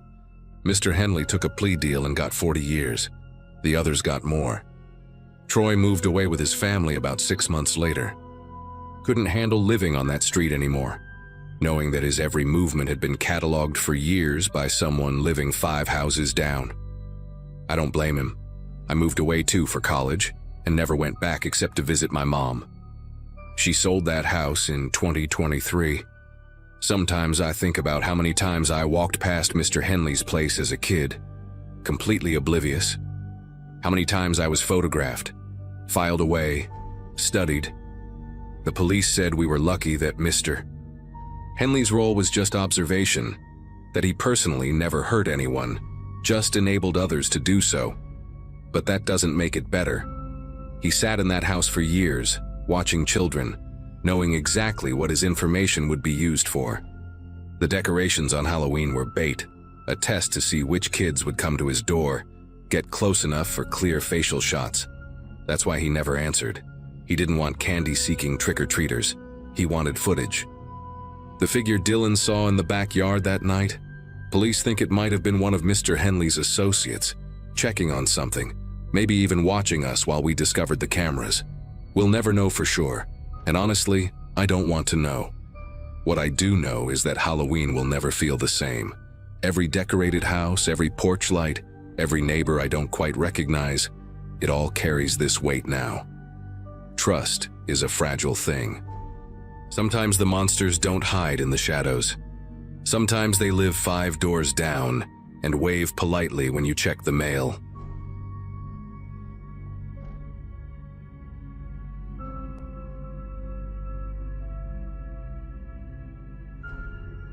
November 1st, 2023 started like any other morning after Halloween, except I couldn't stop thinking about what happened the night before. I'm 17, a senior at Lincoln High in Pennsylvania, and I'd been looking forward to having the house to myself for once. Mom and Dad had this wedding to go to in Philadelphia, some second cousin I'd never met, and they'd be gone until late. They kept asking if I wanted them to stay, if I'd be okay alone on Halloween night. But honestly, I was thrilled. No parents meant I could game with my buddies online, order whatever food I wanted, and not deal with handing out candy to screaming kids all night. I'd been working part-time at Best Buy after school, saving up for a car, and I was exhausted.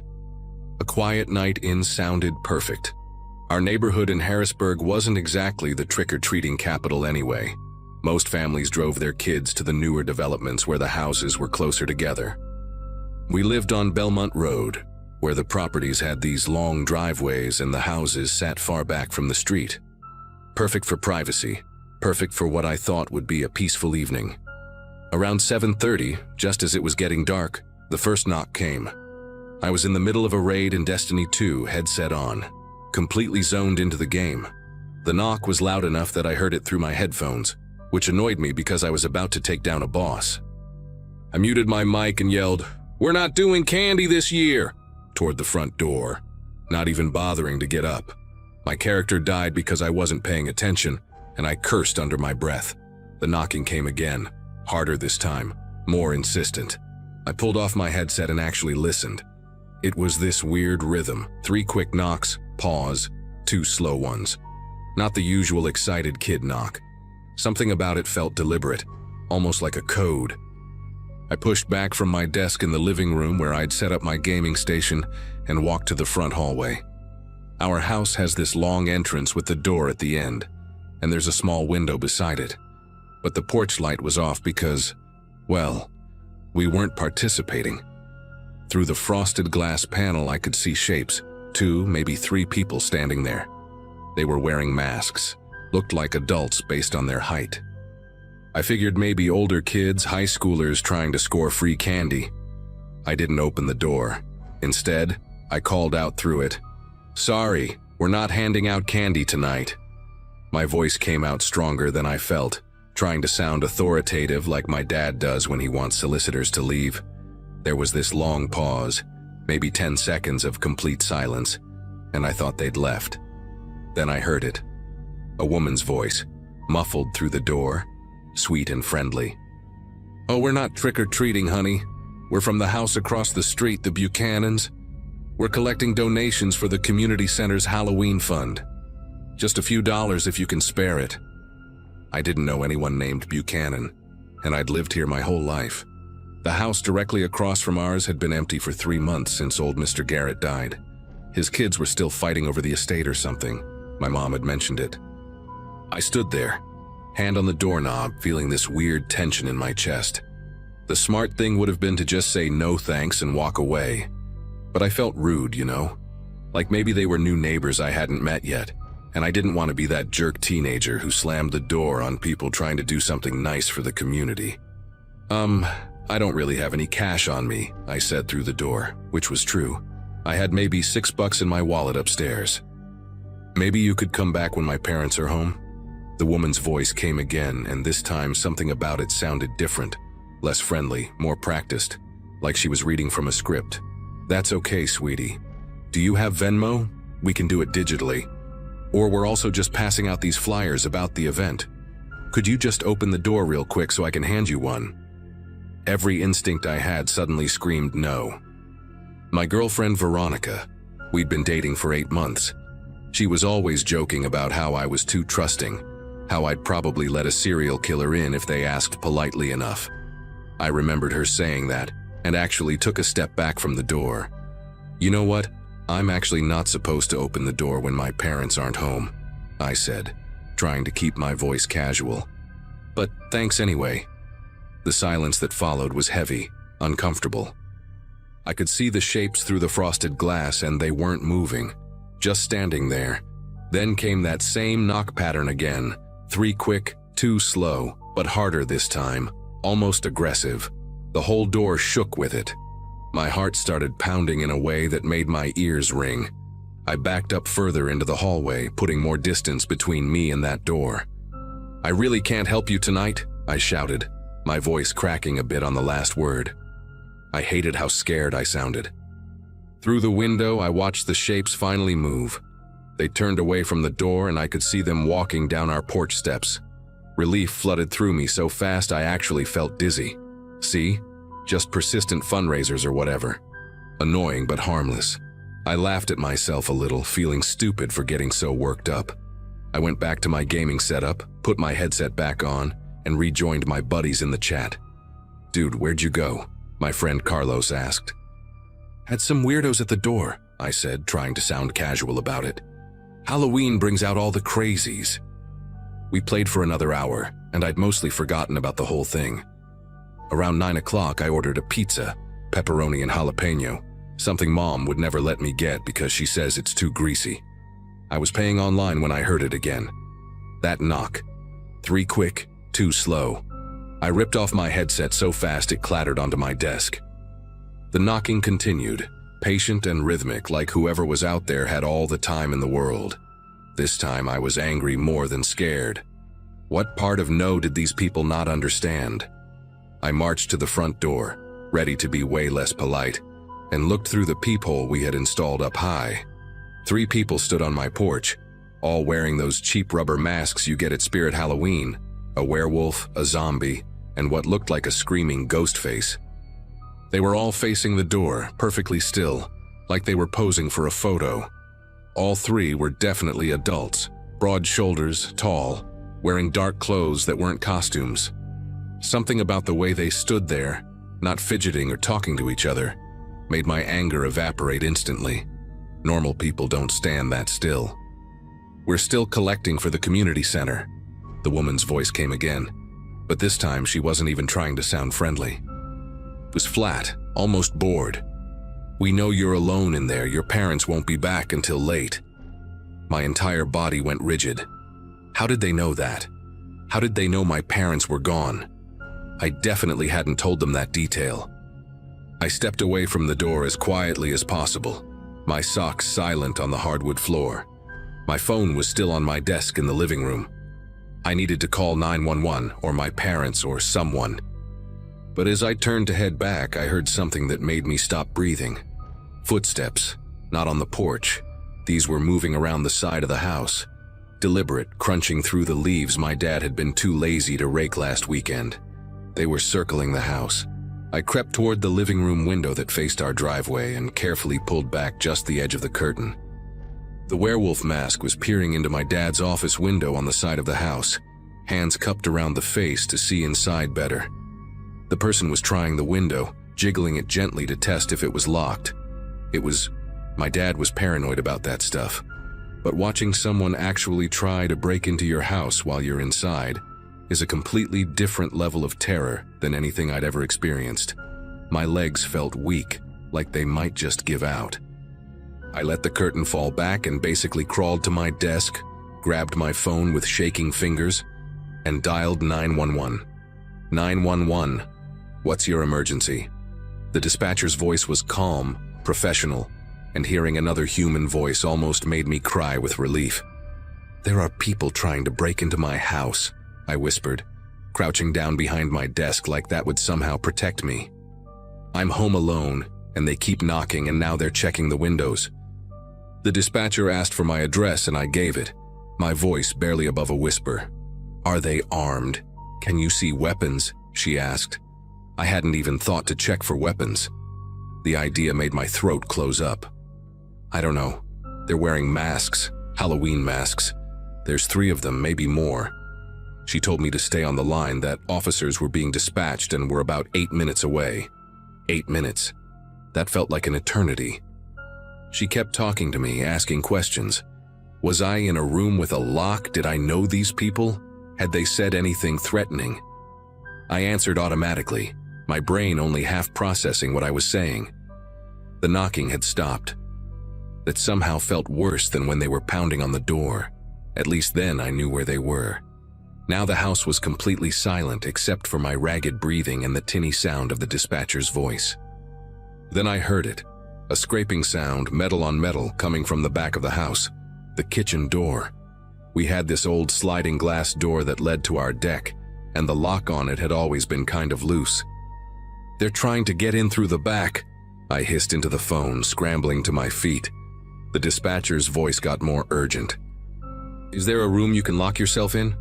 Preferably with only one entry point?" My parents' bedroom had a lock on the door and it was upstairs, away from both entry points. I ran for the stairs, taking them 2 at a time, my heart hammering so hard I thought it might actually burst. Behind me, I heard glass breaking, not shattering but that distinct crack of glass giving way, followed by the screech of the sliding door being forced open on its track. They were inside. They were actually inside my house. I got to my parents' room, slammed the door shut, and turned the lock. It was one of those flimsy privacy locks, not a deadbolt, the kind a decent kick could probably break through. I pushed their heavy dresser in front of the door, adrenaline making me strong enough to move it by myself, even though it usually took both my parents. The dispatcher was still talking, telling me the police were 6 minutes out, telling me to stay quiet, to stay hidden. I could hear voices downstairs now, casual conversation like they were guests at a party, male voices discussing something I couldn't make out. What happened next still makes me sick to think about. I heard footsteps moving through our house, not rushing, not searching frantically, but methodical. Drawers opening and closing in my dad's office. The sound of our TV being unplugged, I recognized that specific pop the speakers made. They were robbing us. Just casually looting our home while I hid upstairs like a scared kid. I heard one of them laugh at something, this normal, everyday laugh that made the whole thing feel surreal. How could someone break into a house, knowing someone was home, and just laugh about it? Then the footsteps started coming up the stairs, slow, deliberate steps on our creaky staircase. I pressed myself against the far wall of my parents' room, clutching my phone so tight my knuckles ached. The dispatcher was whispering now as if they could somehow hear her through my phone. "Police are 3 minutes away. Stay absolutely quiet. Don't engage with them." One of them tried the handle of the guest bathroom. Then my bedroom door. I heard it swing open, heard someone walking around in there. My gaming setup that I'd spent months saving for. My laptop. My collection of vintage band posters that Veronica had gotten me for my birthday. They were trashing my space, going through my stuff. Finally, footsteps stopped right outside my parents' door. The handle jiggled, once, twice. Then a man's voice, calm and almost friendly. "Hey kid, we know you called the cops. They're not gonna get here in time. Just stay in there and keep quiet and nobody gets hurt. We're just here for the valuables." I couldn't even respond. My throat had completely closed up. I just stood there, pressed against the wall, praying that dresser would hold if they decided to force the door. But they didn't. After a few seconds of silence, I heard them move away, back down the stairs. More sounds of things being moved, collected. A crash that sounded like our china cabinet in the dining room. Mom's grandmother's dishes that she only brought out for Thanksgiving. I wanted to scream at them, tell them to leave that alone, but I bit down on my own hand to stay silent. The dispatcher kept whispering encouragement, telling me I was doing great. That help was almost there. Then, like someone had flipped a switch, I heard rapid movement downstairs. Footsteps running toward the back of the house, car doors slamming outside, an engine starting. They were leaving. Through my parents' window, I saw a dark van, one of those old cargo vans with no windows in the back, peeling out of our driveway so fast the tires squealed. Maybe 30 seconds later, I heard the most beautiful sound of my life. Sirens. Multiple sirens getting closer. Red and blue lights flashed through the window, painting the walls of the bedroom in alternating colors. The police found me still barricaded in my parents' room, still on the phone with dispatch, shaking so badly I could barely push the dresser away from the door to let them in. There were 4 officers, and they cleared the whole house before they'd let me come out. The place was destroyed. They'd taken our TV, my dad's expensive camera equipment, Mom's jewelry box from their bedroom, my gaming laptop, even the spare car keys we kept in the kitchen drawer. The sliding glass door was completely shattered, glass everywhere across the kitchen floor. But what really got me was the front door. It was standing wide open, swinging slightly in the night breeze. They'd unlocked it from the inside and left it open, like they were making a point. Like they wanted me to know how easy it had been. One of the officers, this older guy with gray in his beard named Officer Paulson, sat with me on the couch while they processed the scene. He explained that there'd been a string of burglaries in surrounding neighborhoods over the past 2 months, all on Halloween night. Groups of 2 to 4 adults, dressed like trick-or-treaters or fundraisers, would knock on doors to see if anyone was home. If someone answered, they'd make an excuse and leave. If no one answered, or if they could tell it was just a kid home alone, they'd force entry. They'd hit 6 houses that night alone before getting to ours. I was the first person who'd actually called the cops while they were still inside. My parents got home around 11, while the police were still there taking statements and dusting for fingerprints. Mom completely broke down when she saw the house, and Dad just kept hugging me saying, "You did everything right, you did everything right," over and over. The weird thing is, they caught the group 2 weeks later. Turned out they were operating out of a rental property in Mechanicsburg, about 20 minutes away. 4 people total, 3 men and 1 woman, all in their 30s and 40s, all with prior records. They'd been doing this for years, apparently, moving from state to state and hitting suburbs during holidays when people were distracted and homes were empty. The cops recovered some of our stuff from a storage unit they'd rented, though my laptop was already sold. The thing that still messes with me isn't even the robbery itself, it's how normal they sounded. That casual laugh, the friendly voice at the door, the guy calmly telling me to stay quiet. They'd done this so many times it was just routine for them, like they were working a regular job. Sometimes I still hear that knock pattern in my head. 3 quick, 2 slow, and my whole body tenses up. We moved to a different house 6 months later. Mom and Dad said it was because they wanted to downsize, but I know the real reason. None of us could feel safe there anymore. I still can't stay home alone at night, even now. Veronica thinks I should talk to someone about it, and she's probably right. But honestly, posting this here helps. Just getting it out there, you know. If you're ever home alone and something feels wrong, trust that feeling. Don't worry about being rude or paranoid. Just lock the doors, call the cops, and don't open that door for anyone.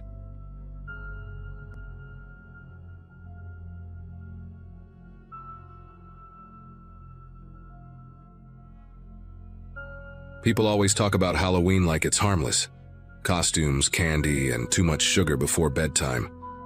That night started exactly like that for me and my best friend Lucas. We were both 13, still trying to pretend we weren't too old to go door to door. Our neighborhood in Cedar Hills was calm, all trimmed lawns and pumpkin lights. My mom had given us one rule before we left. Only wrapped candy, okay? Of course, we nodded and ignored it the second we were out of sight. We'd been walking for maybe an hour when we noticed a porch that looked different. No plastic skeletons, no lights. Just a single orange candle flickering on a wooden table by the door. An old woman stepped out as we got close. She had snow-white hair tied in a bun and wore a knitted shawl with tiny black cats embroidered along the edges. "Evening, boys," she said with this soft, tired voice. "You're my first trick-or-treaters tonight." She smiled and handed us small foil-wrapped brownies, still warm. "Homemade," she added proudly. Lucas grinned and said thank you before I could even think twice. We didn't open them right away. The foil was a little greasy, and they smelled like cinnamon and cocoa. It felt almost too personal, like something your grandma would give you, not a stranger. Lucas said his aunt used to bake brownies like that, and he tore his open, took a bite, and laughed. "See? Perfectly fine." I remember hesitating, the warmth seeping through the foil into my palm. I told myself it would be rude not to at least try. So I ate half of mine while we kept walking toward the next house. About 2 hours later, I started feeling heavy, like every step was through mud. Lucas joked that maybe we'd just eaten too much candy, but his words slurred a little. I remember standing in front of a house with inflatable ghosts when the world tilted sideways. The light stretched, the sounds of kids laughing faded, and I couldn't tell if I was still standing or on the ground. I heard Lucas mumbling something, but it sounded far away, like underwater. After that, everything went black. When I came to, I was lying on my bedroom floor. My mom was hovering over me, panicked, holding the phone to her ear. My mouth was dry and I could barely keep my eyes open.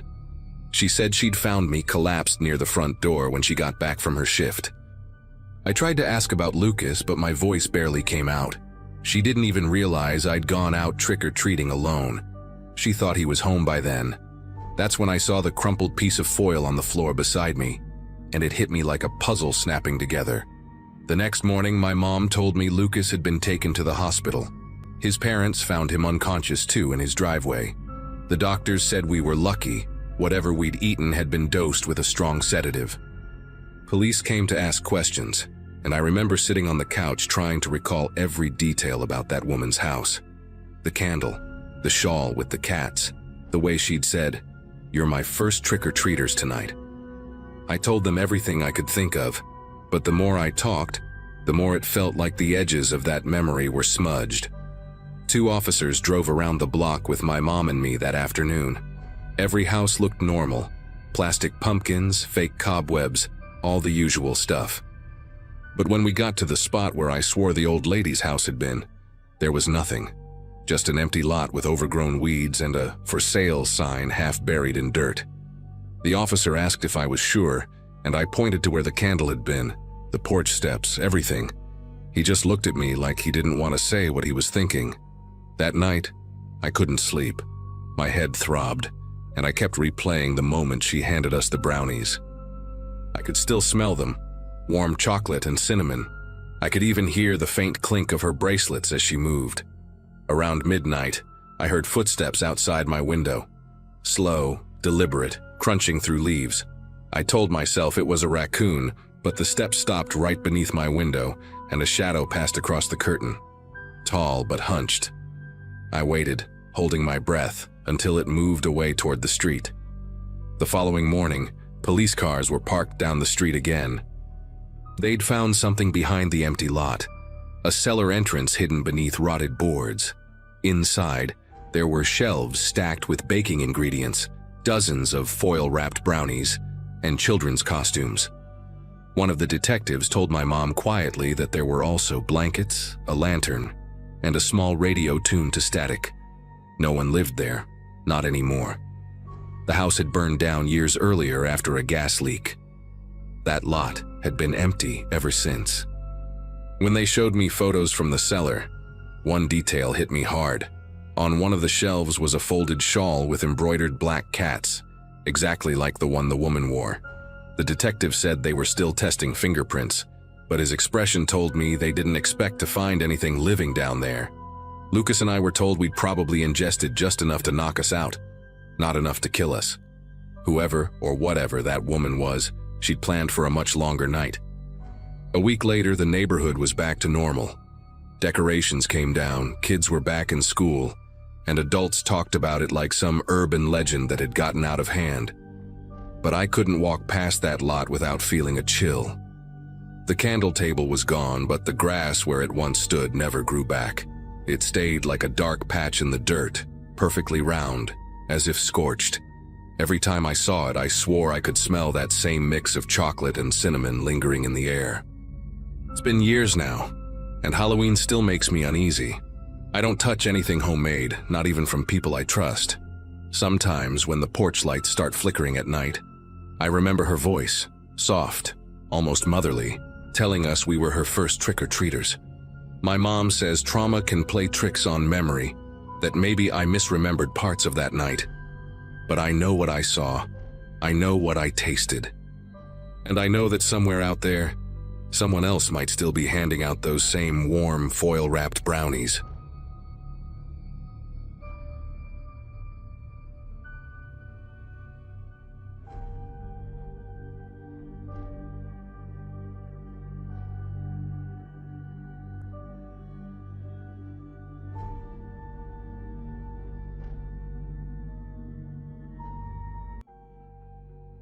Hello everyone. Before we start, make sure to like and subscribe to the channel, and leave a comment with where you're from and what time you're watching. That way, YouTube will keep showing you stories just like this one. Now, let's begin. Nora and I left Denver on a Wednesday afternoon in November of 2022, heading south toward Albuquerque, where her sister lived with her husband and 2 kids. We had been married 6 years by then, and this Thanksgiving trip had become something of a tradition for us, a chance to escape our routines and spend a few days with family before the chaos of December set in.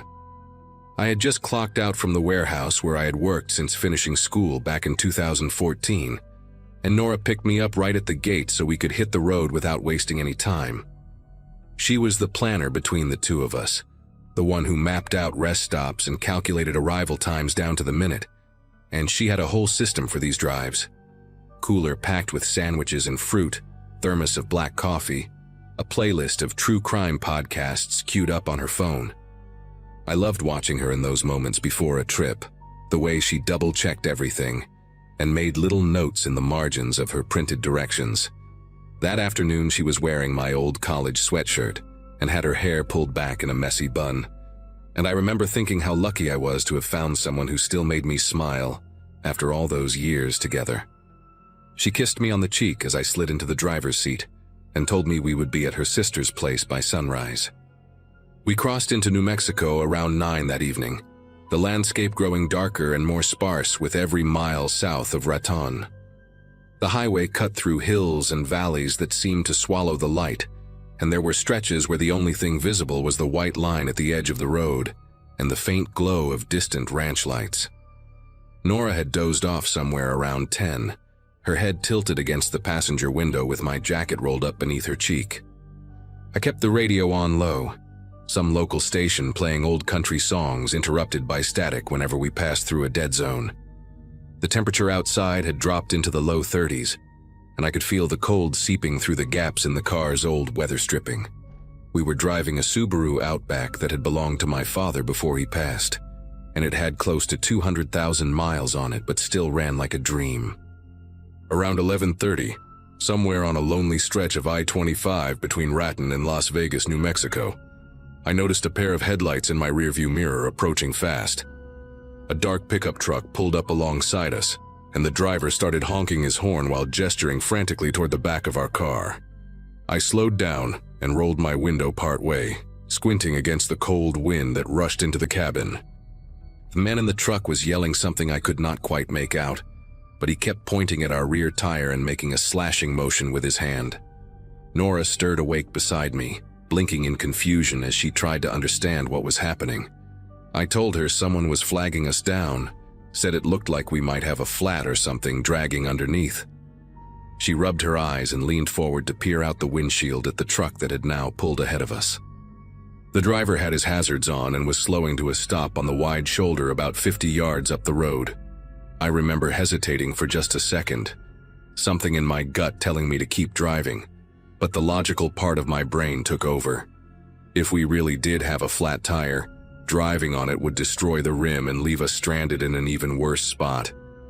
I pulled off behind the truck, our headlights illuminating the back of a mud-splattered Dodge Ram with New Mexico plates. The man stepped out and walked toward us, and I could see now that he was tall, maybe 6'3" or 4, wearing a denim jacket and a baseball cap pulled low over his face. I told Nora to stay in the car and keep the doors locked while I checked things out. She nodded, still half asleep, and I stepped out into the freezing night air with my phone flashlight ready. The man met me halfway between our vehicles, and up close I could see he was somewhere in his 40s, with a thick neck and hands that looked like they had spent decades doing hard labor. He had a friendly enough smile, the kind that crinkled the corners of his eyes, and he told me he had been driving behind us for a few miles and noticed sparks coming from our back left tire. I thanked him and walked around to check, crouching down to get a better look. The tire seemed fine to me, fully inflated, no visible damage, no loose hubcap or anything that would cause sparks. I stood up and turned to tell him it looked okay, and that is when I saw he had moved much closer than before. He was standing maybe 3 feet away now, his smile gone, replaced by an expression I still cannot describe properly. It was blank, completely empty, like a mask someone had forgotten to put features on. I asked him if he saw which tire it was, trying to keep my voice steady, and he just tilted his head slightly to one side without answering. The next few seconds happened so fast that my memory has broken them into fragments, like photographs shuffled out of order. I remember turning back toward our car, wanting to put distance between myself and this man whose whole demeanor had shifted into something predatory. I remember seeing Nora's face through the windshield, her eyes wide with alarm as she watched the scene unfold. And then I felt a hand grab my shoulder from behind, thick fingers digging into the muscle hard enough to leave bruises I would still have a week later. I spun around and saw something metal flash in the dim glow of the headlights, a blade about 6 inches long that he had pulled from somewhere inside his jacket. He did not say a word.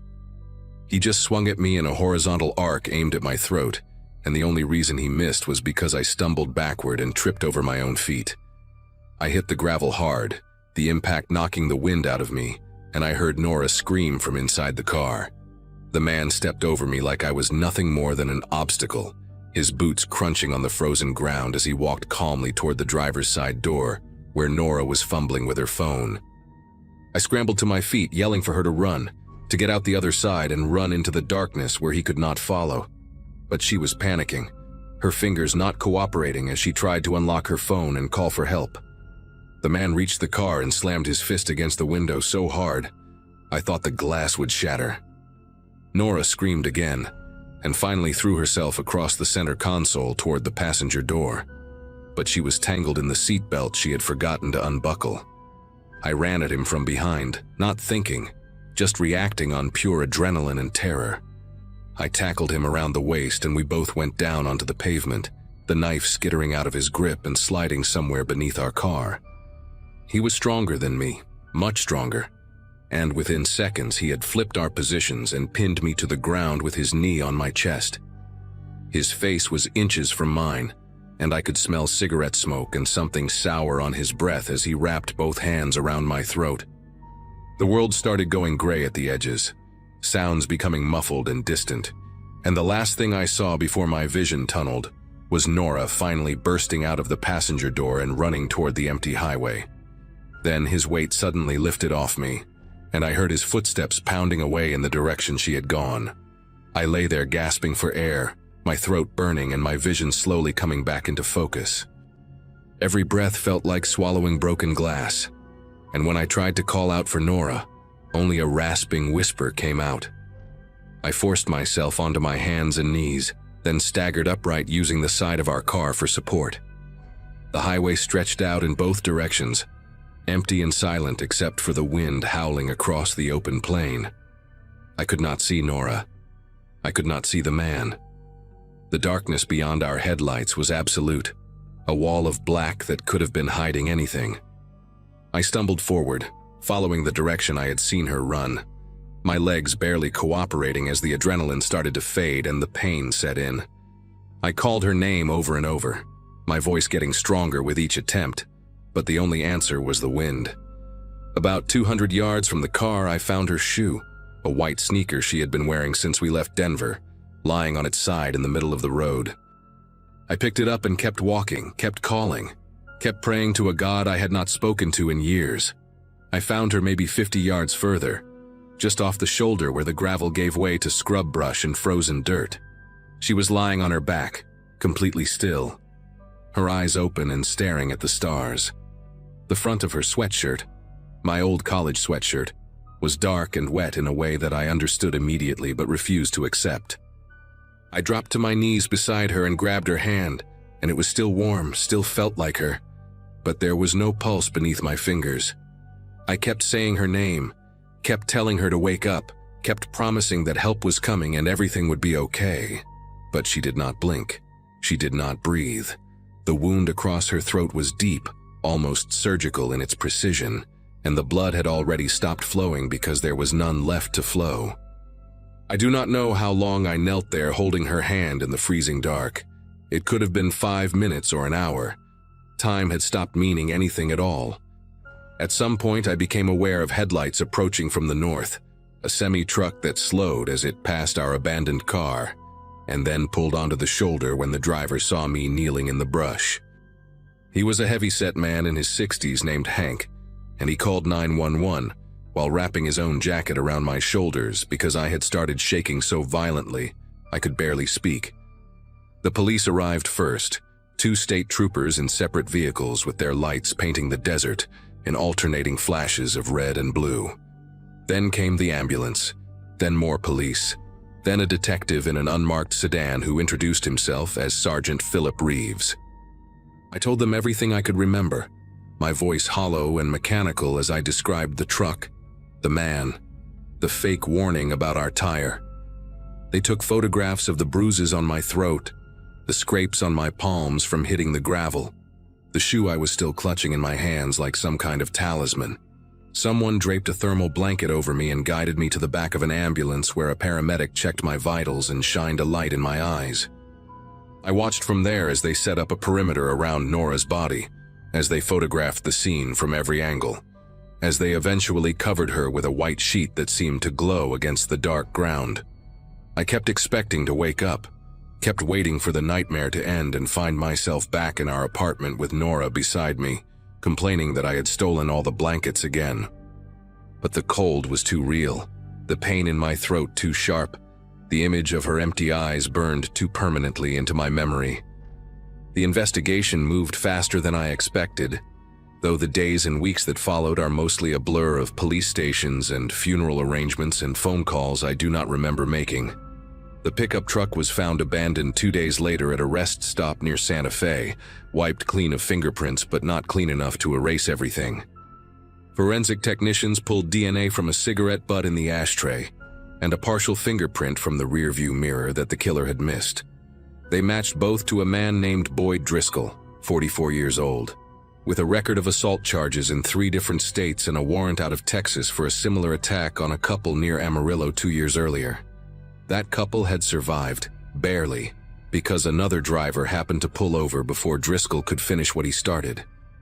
The FBI joined the case when they connected him to at least 2 other highway attacks across the Southwest, a pattern of violence targeting travelers on isolated stretches of road late at night. They found him 17 days after Nora died, hiding in a trailer park outside of Flagstaff, Arizona, living under a fake name and working cash jobs at a nearby ranch. He did not resist when they came for him. According to the agents who made the arrest, he smiled when they read him his rights, like the whole thing was some kind of game he had finally gotten tired of playing. The trial took place in Albuquerque the following spring, and I sat in that courtroom every single day for 3 weeks straight. Nora's sister sat beside me, her hand gripping mine so tight it left marks, and together we listened as prosecutors laid out the evidence piece by piece. The DNA, the fingerprints, the testimony from the couple in Texas who identified Driscoll as the man who had attacked them on a lonely highway outside of Amarillo. I had to testify too, had to sit on that stand and describe every detail of the worst night of my life, while Driscoll watched me from the defense table with that same blank expression I remembered from the road. His lawyer tried to argue that the evidence was circumstantial, that someone else could have been driving that truck, but the jury saw through it. They deliberated for less than 4 hours before coming back with a guilty verdict on all counts, including first-degree murder. The judge sentenced him to life without the possibility of parole, and when they led him out of the courtroom in handcuffs, he turned and looked directly at me. He did not say anything, did not smile, just stared for a long moment before the bailiffs pushed him through the door. I have seen that look in my dreams more times than I can count. It has been almost 2 years now, and I still cannot drive at night without feeling my chest tighten and my breathing go shallow. I sold the Subaru, sold our apartment, moved to a small town in Vermont where Nora and I had always talked about retiring someday. Her sister checks in on me every few days, sends me photos of her kids who are growing up so fast, reminds me that Nora would want me to keep living even when living feels impossible. I go to therapy twice a week and take medication that helps me sleep without dreaming. Some days are better than others. Some days I can almost convince myself that I am healing, that the weight on my chest is getting lighter, that eventually I will be able to remember Nora without seeing her lying in that frozen dirt with her eyes full of stars.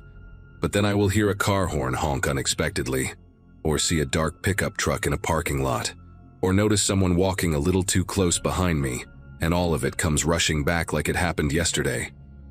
I am sharing this because I need people to understand that these things happen to real people on ordinary nights, when they are just trying to get from one place to another. If someone flags you down on an empty road, do not stop. Keep driving. Call 911 and let them check it out. Because the 5 minutes you save by being a good Samaritan might cost you everything you have ever loved.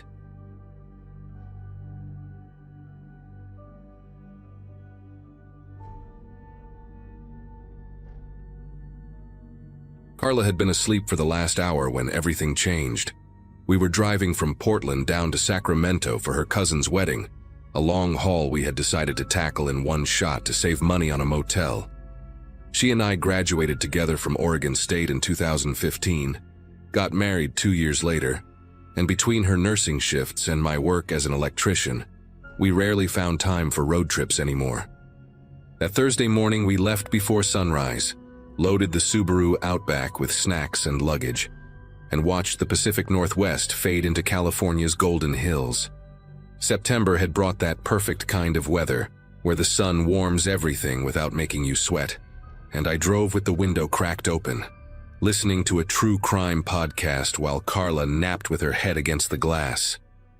We had planned everything down to the rest stops, charging cables and a cooler full of sandwiches. For the first 6 hours, the trip felt almost peaceful, like a small vacation before the chaos of wedding festivities.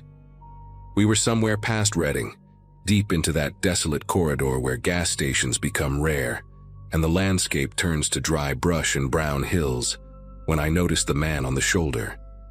A silver pickup truck sat with its hood propped open, and beside it stood a figure waving his arms slowly, almost tiredly, like someone who had been at it for a while. I eased off the gas and Carla stirred awake, squinting through the windshield at the scene ahead. He looked ordinary enough. Jeans, a flannel shirt with rolled sleeves, a faded baseball cap pulled low over graying stubble.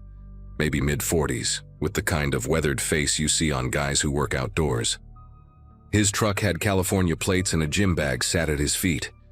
Carla gave me a questioning glance, that silent conversation married couples have, and I pulled over about 50 feet past him. Broad daylight, cell service on my phone, and the guy seemed genuinely stuck. When I rolled down my window, he approached with a relieved expression and explained his fuel pump had failed, leaving him stranded for nearly 2 hours with nobody stopping to help. His name was Greg, or at least that is what he told us. He said he was heading to Stockton to visit his daughter, that he had been driving since morning and the truck just died on him without warning.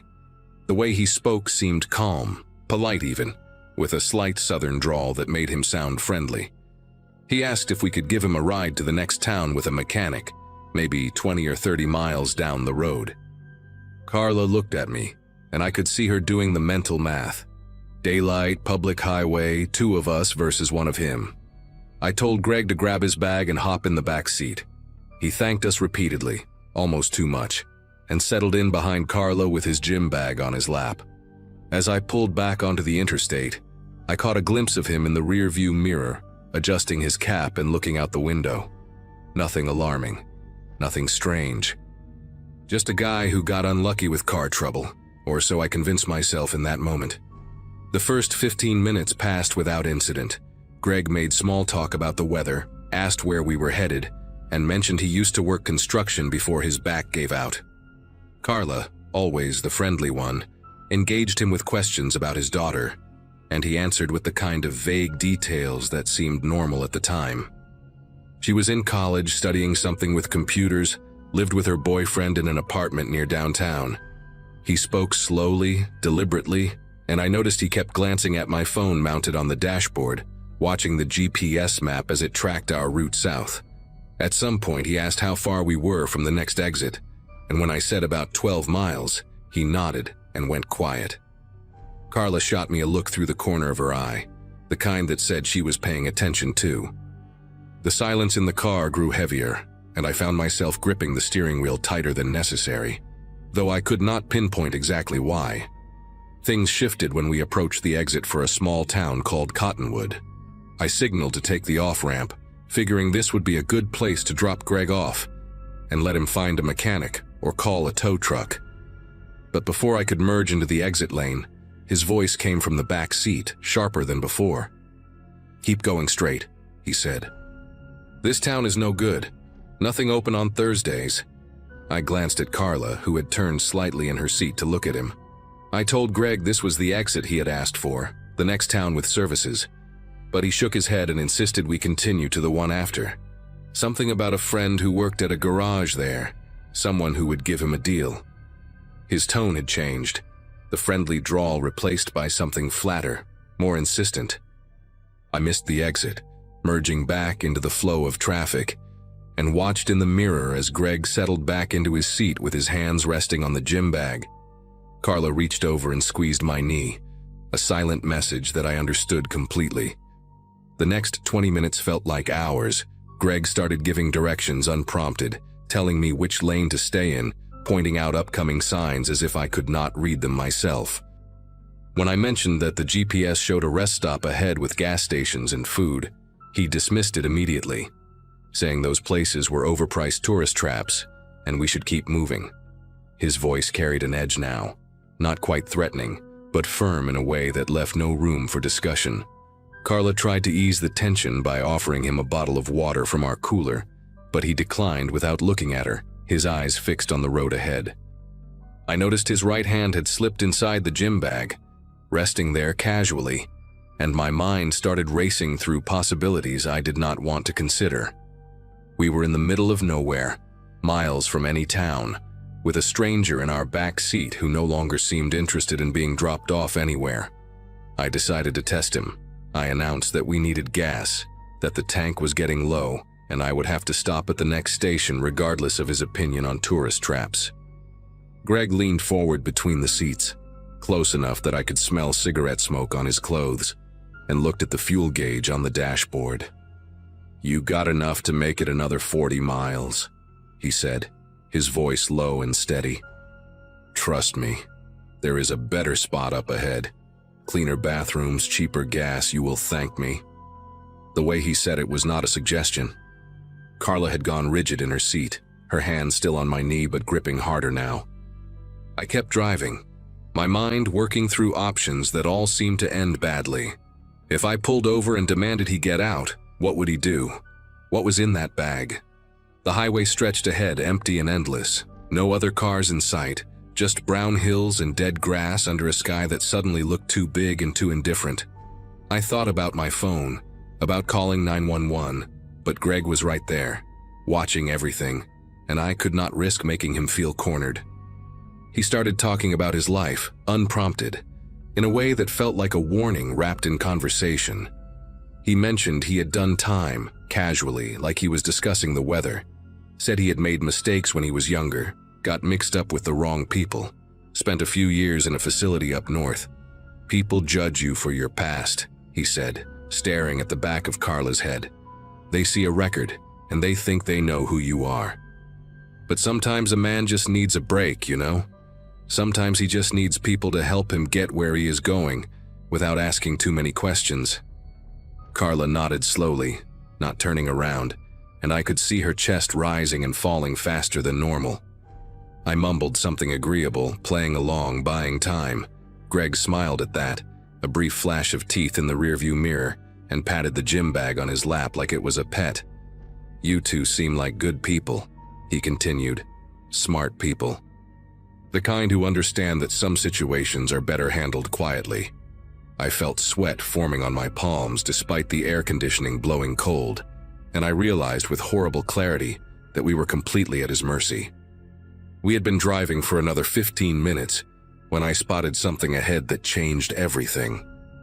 Red and blue lights flickered in the distance, a cluster of patrol cars parked along the shoulder with officers standing outside, setting up what looked like a checkpoint. My heart jumped, and I saw Carla sit up straighter, hope flashing across her face for the first time in an hour. But Greg saw it too. He cursed under his breath and leaned forward again, his hand now fully inside the gym bag, gripping something I could not see. "Take the next exit," he hissed, his voice completely different now, all pretense of friendliness gone. "Do it now, before we get any closer." I looked at the GPS and saw an exit approaching in half a mile, a rural route that led into empty farmland with no towns marked for miles. My hands trembled on the wheel as I weighed my choices. If I took the exit, we would be alone with him on a deserted road with no witnesses. If I kept driving toward the checkpoint, I had no idea what he would do, what he would pull from that bag in desperation. Carla made the decision for me. She pointed at the dashboard and said, loud enough for Greg to hear, that the engine temperature was spiking, and we needed to pull over immediately or risk blowing the radiator. It was a lie. The gauge was fine, but she sold it with convincing panic in her voice. I understood instantly what she was doing. I flicked on the hazard lights and started slowing down, pulling toward the shoulder about a quarter mile before the checkpoint, close enough that the officers could see us but far enough that Greg might feel he had a chance to run. "What are you doing?" he demanded, his voice rising. I told him the car was overheating, that I had no choice, that we would be stuck on the highway if I did not stop. He looked at the police lights ahead, then at the open fields beside us, calculating his options. For a long, terrible moment, I thought he was going to do something violent. I could feel it in the air, that electricity before a storm breaks. Carla was pressed against her door, ready to jump out the second the car stopped, and I had already decided I would throw myself at him if he made any move toward her. The car rolled to a stop on the gravel shoulder, and for 3 seconds nobody moved. Greg stared at the police lights, then back at us, then at the open field stretching toward a line of trees maybe 200 yards away. I kept my hands visible on the steering wheel, trying to look as non-threatening as possible, giving him no reason to escalate. "Stay in the car," he said quietly, almost to himself, and then he grabbed his gym bag and opened the rear door. He did not run at first. He walked quickly but deliberately, heading away from the highway toward the tree line without looking back. Carla grabbed my arm and we both stayed frozen, watching him go, neither of us willing to move until he was far enough away. When he reached the edge of the field, maybe 50 yards out, he finally broke into a jog and disappeared into the brush. I exhaled for what felt like the first time in an hour. Carla was shaking beside me, her face pale, and I pulled her into an awkward hug across the center console. We sat there for a minute, just breathing, just being alive and together and safe. One of the officers from the checkpoint approached our car a few minutes later, a tall woman with a calm demeanor who asked if we were having car trouble. I told her the truth, that we had picked up a hitchhiker who had grown threatening and had just fled into the field. Her expression changed immediately, and she radioed to her colleagues while asking us for a description. We told her everything we could remember: the flannel shirt, the baseball cap, the gym bag, the silver pickup truck with California plates abandoned back near Redding. She listened carefully, taking notes, and then told us something that made my entire body go cold. They were looking for someone matching that description in connection with an armed robbery 2 counties north, a gas station holdup where the clerk had been badly beaten. The man had carjacked a truck to escape and had been last seen heading south on this very highway. We had been driving for over an hour with someone capable of real violence, sitting 3 feet behind my wife. The officer took our contact information and told us we might be called as witnesses, then let us continue on our way. Carla and I did not speak for the next 50 miles. We just held hands across the console, the radio off, the only sound the hum of the engine carrying us toward Sacramento, and away from the worst day of our lives.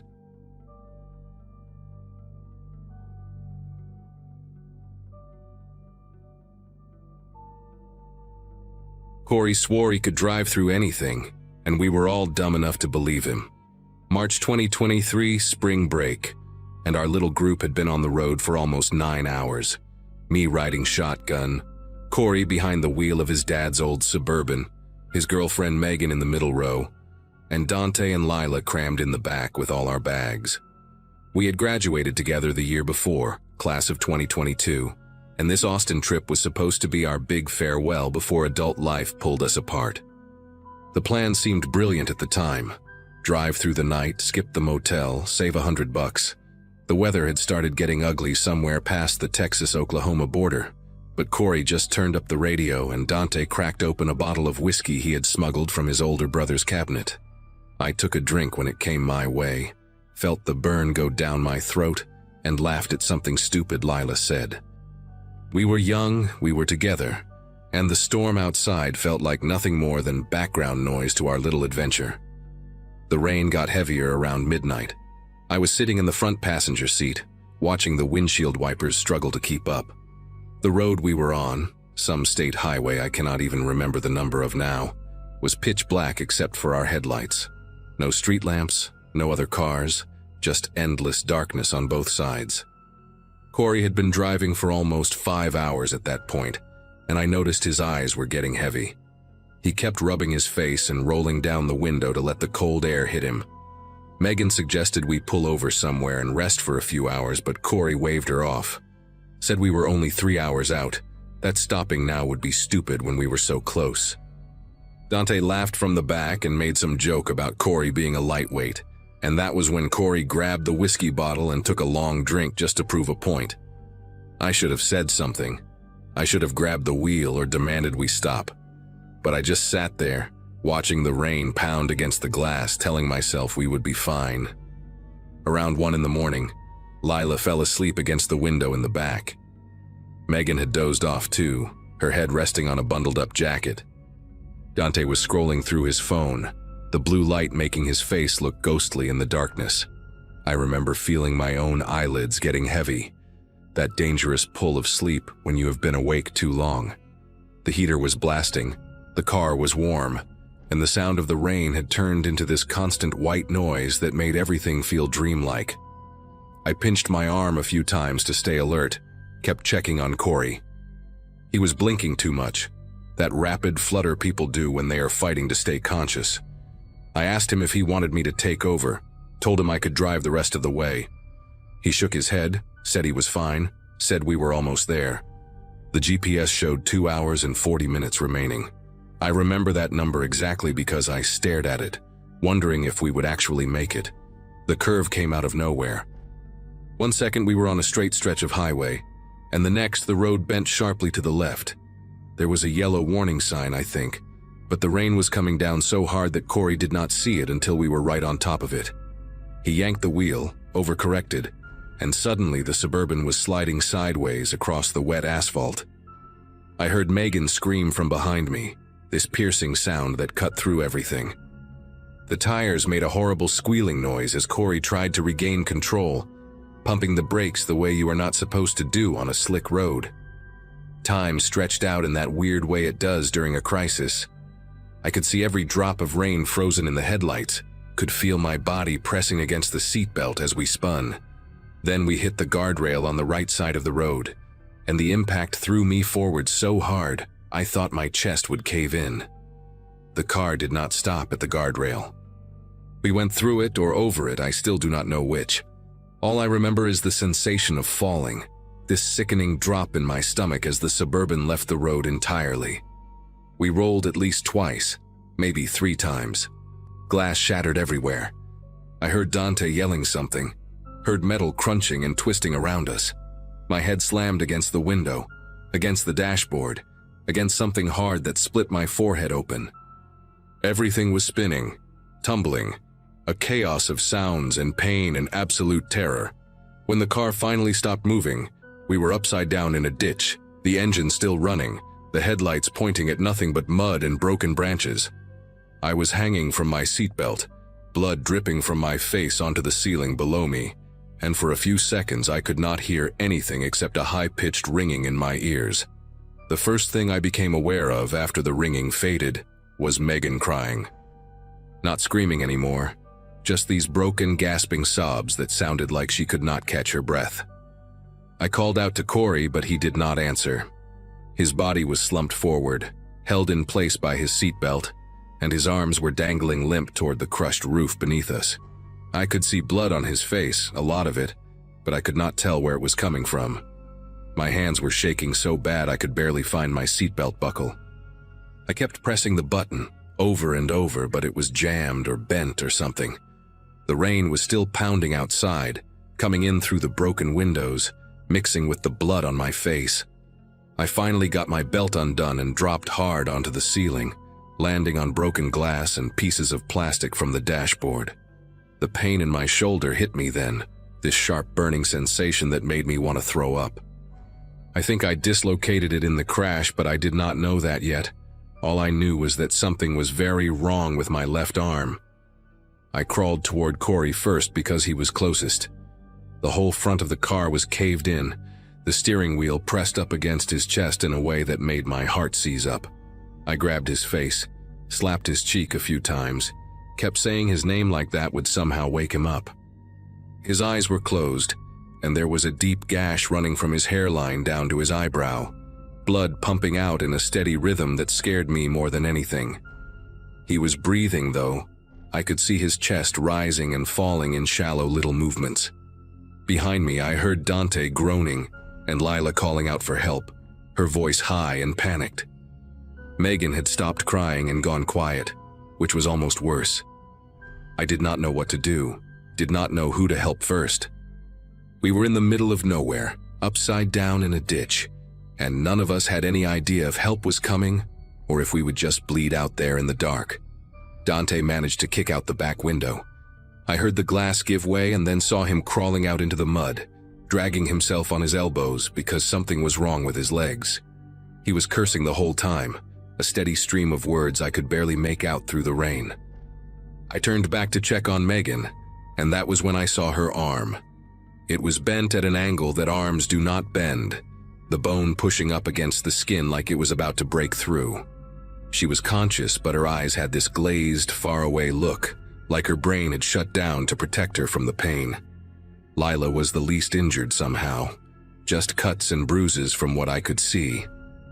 She climbed out after Dante and immediately started screaming for help into the darkness, her voice swallowed up by the storm. I stayed with Corey and Megan, trying to keep them both awake, talking to them about anything I could think of. I told Corey about the time we skipped class freshman year to go fishing. I told Megan about how Corey had talked about proposing to her after they both found jobs. Stupid things, desperate things, anything to keep them with me. My phone was destroyed. The screen cracked into a spider web of broken glass. Dante's phone had flown out of his hand during the crash and we never found it. But Lila still had hers, somehow, tucked into the pocket of her jacket. She called 911 and tried to explain where we were, but none of us knew. We had been on some state highway heading south toward Austin, but we could not remember which one or how far we had gone. The dispatcher kept asking for landmarks, for mile markers, for anything that could help them find us. All Lila could say was that we were in a ditch, that it was dark, that her friends were dying. That last word hit me like a punch to the chest. Dying. I had not let myself think it until she said it out loud. The dispatcher told us to stay on the line, said they would try to trace the call, told us to keep everyone as still as possible. The rain kept coming down and the minutes stretched into something that felt like hours. I held Corey's hand and watched his chest rise and fall, counting each breath like it might be his last. The ambulance took 47 minutes to find us. I know because Lila's phone showed the call duration when they finally arrived. 47 minutes of sitting in the rain, in the dark, watching my best friend slip in and out of consciousness. At some point, Megan started shivering uncontrollably, her whole body shaking despite the fact that it was not even that cold out. Shock. I know now. Her body was shutting down. Dante had dragged himself to a tree and was leaning against it, his face pale and his lips turning a bluish color that terrified me. When I finally saw the flashing lights up on the road, I started crying. Not quiet tears, but ugly, heaving sobs that came from somewhere deep in my chest.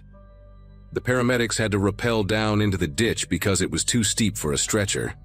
They put a neck brace on Corey and strapped him to a board, and it took 4 of them to carry him back up to the road. I refused to leave until everyone else was out. Stood there in the mud with my dislocated shoulder and my bleeding head, watching them pull my friends out of that hole one by one. The hospital is a blur of fluorescent lights and antiseptic smell, and people asking me questions I could not answer. They popped my shoulder back into place without warning, and I screamed so loud a nurse came running from down the hall. 13 stitches in my forehead, a concussion, 2 cracked ribs I did not even know I had. But I was the lucky one. Dante had shattered both his kneecaps and needed surgery that same night. Megan's arm was broken in 3 places, and she had internal bleeding that required emergency surgery. Lila had a fractured collarbone and whiplash so bad she could not turn her head for weeks. And Corey, the one who had sworn he could drive through anything, was in a medically induced coma for 4 days. Traumatic brain injury, they said, swelling in his skull. They had to drill a hole to relieve the pressure. His parents flew in from Michigan, and his mom grabbed me by the shoulders in the waiting room, asking me what happened, asking me why we did not stop, asking me questions I have been asking myself every single day since. Corey woke up on the 5th day. He did not remember the crash, did not remember the curve or the rain or the guardrail. The last thing he recalled was passing the Texas border and Dante handing him the whiskey bottle. The doctor said that was normal, that the brain protects itself by erasing trauma. I wished my brain would do the same. Instead, I remember everything. The sound of Megan screaming, the way the car felt when it left the ground, the smell of blood and gasoline mixing with rain. Corey spent 3 weeks in the hospital and another 2 months in physical therapy, relearning how to walk in a straight line. Dante still walks with a limp, and probably always will. Megan never got full range of motion back in her arm. She and Corey broke up about 6 months after the accident, not because of any fight, but because every time she looked at him, she saw that night. That is what she told Lila anyway. Some things just break in ways that cannot be fixed. It has been almost 2 years now and I still cannot drive at night. The moment the sun goes down and I am behind a wheel, My chest gets tight, and my vision starts to tunnel, and I have to pull over before I have a full panic attack. I take medication for it, see a therapist every other week, do all the things you are supposed to do. But some nights I still wake up at exactly 1:47 in the morning, the time the crash happened according to the police report, and I am back in that ditch, hanging upside down, blood in my eyes. Corey not answering when I call his name.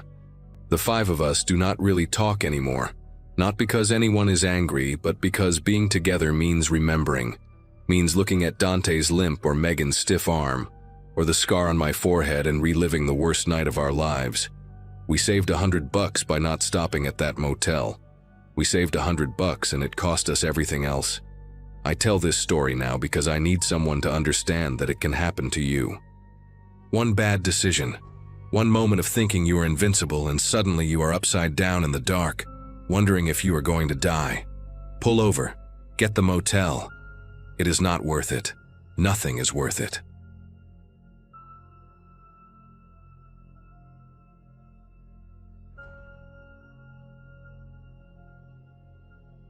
Patty and I had been married for 41 years. When we finally decided to take that cross-country trip, we kept postponing, since our youngest graduated college back in 2008. I had retired from the Postal Service 2 years prior, and she had just finished her last semester teaching 4th grade at Ridgemont Elementary.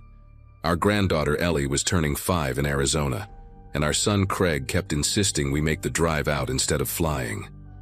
He wanted us to experience the open road, see the landscapes we had only talked about over dinner for decades. So we bought a used camper, a 2014 Winnebago Adventurer that still had good bones despite the faded exterior. We spent 3 weeks getting it road ready, checking every seal, every hose, every belt. Patty picked out new curtains, pale blue with little white flowers, and I installed a better radio system so we could listen to her audiobooks during the long stretches. We mapped our route carefully, planning stops at national parks and small diners that had good reviews online. We left Cedar Falls, Iowa on a Saturday morning in late September, the kind of day where the air smells like wood smoke and fallen leaves. Patty made egg sandwiches wrapped in foil for breakfast, and I filled 2 thermoses with black coffee. Our neighbors, Harold and Deb Winslow, waved from their porch as we pulled out of the driveway, the camper groaning slightly under the weight of everything we had packed. Behind us, we towed our old Subaru Outback, figuring we would need a smaller vehicle once we arrived at Craig's place for day trips and grocery runs. The first 2 days went exactly as planned. We stopped at a campground near Omaha the first night, grilled burgers on our little portable stove, and watched the sunset paint the sky orange and pink. Patty fell asleep reading her mystery novel while I stayed up listening to the crickets, and feeling genuinely happy for the first time in months. I remember thinking that this was exactly what retirement was supposed to feel like. I had no idea that within 72 hours, everything would shatter into something I still cannot fully explain. By the 3rd day, we had crossed into Colorado and were making our way through some of the most isolated stretches of highway I had ever seen. The landscape shifted from flat farmland to rugged hills, dotted with scrub brush and red rock formations. Cell service became spotty around noon, and by 2 in the afternoon, we had no signal at all. Patty kept checking her phone, wanting to send pictures to Craig, but eventually she gave up and just started taking photos to send later. We stopped for gas at a small station outside a town called Elwood Springs, population maybe 300 according to the faded sign. The station was one of those old-fashioned places with just 2 pumps and a little convenience store attached. A man came out to help us, which surprised me since I had not seen full-service gas in years. He was tall and wiry, maybe in his 50s, with deep lines carved into his face from sun exposure, and a faded denim jacket despite the warmth. His name tag said Roy, and he smiled at us in a way that seemed friendly enough, though his eyes lingered on our camper and the Subaru behind it a little too long. Roy asked where we were headed, and I told him Arizona to see family. He nodded slowly, wiping his hands on a rag that looked like it had never been clean. He mentioned that the route we were taking, Highway 84 through the Canyon Pass, had been having some trouble lately. When I asked what kind of trouble, He just shrugged and said folks had been reporting car problems out there, breakdowns in spots where tow trucks took hours to arrive. He suggested we take the longer route through Millbrook instead, adding maybe 2 hours to our trip but keeping us on busier roads.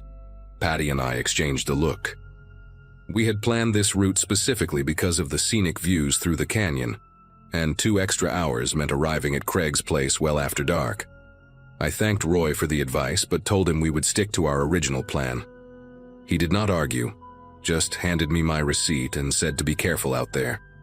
As we pulled away, I saw him in my side mirror, still standing by the pumps, watching us until we disappeared around the bend. Patty mentioned that he seemed nice, just a little odd.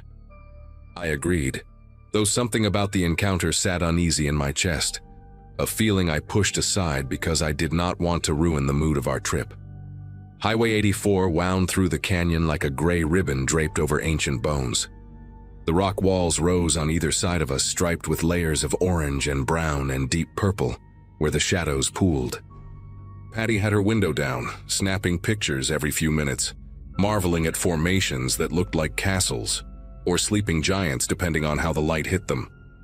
The road was narrow, barely wide enough for 2 vehicles to pass, and I found myself gripping the steering wheel tighter than usual as we navigated the curves. We had not seen another car in over an hour. The camper handled well enough, but towing the Subaru made everything feel heavier, more sluggish. Around 4 in the afternoon, I noticed a white pickup truck appear in my rearview mirror. It stayed far back at first, just a speck against the canyon walls, but over the next 20 minutes it gradually closed the distance until it was maybe 50 yards behind us. I could not see the driver clearly through the glare on their windshield, just a dark shape behind the wheel. Patty noticed me checking the mirror and turned around to look. She said it was probably just someone else heading through the canyon, nothing to worry about. I nodded, but I kept watching. The pickup stayed behind us for another 30 minutes, never passing even when the road widened enough to allow it. When I slowed down, it slowed down. When I sped up slightly, it matched my pace exactly. Patty stopped taking pictures and started watching the truck too, her earlier cheerfulness fading into something more guarded. I suggested we pull over at the next scenic overlook and let them pass just to ease my mind. She agreed quietly. About 10 minutes later, we reached a small gravel pullout with a wooden sign marking it as Canyon Ridge Viewpoint. I eased the camper off the road and came to a stop, expecting the white pickup to cruise past us and disappear around the next bend.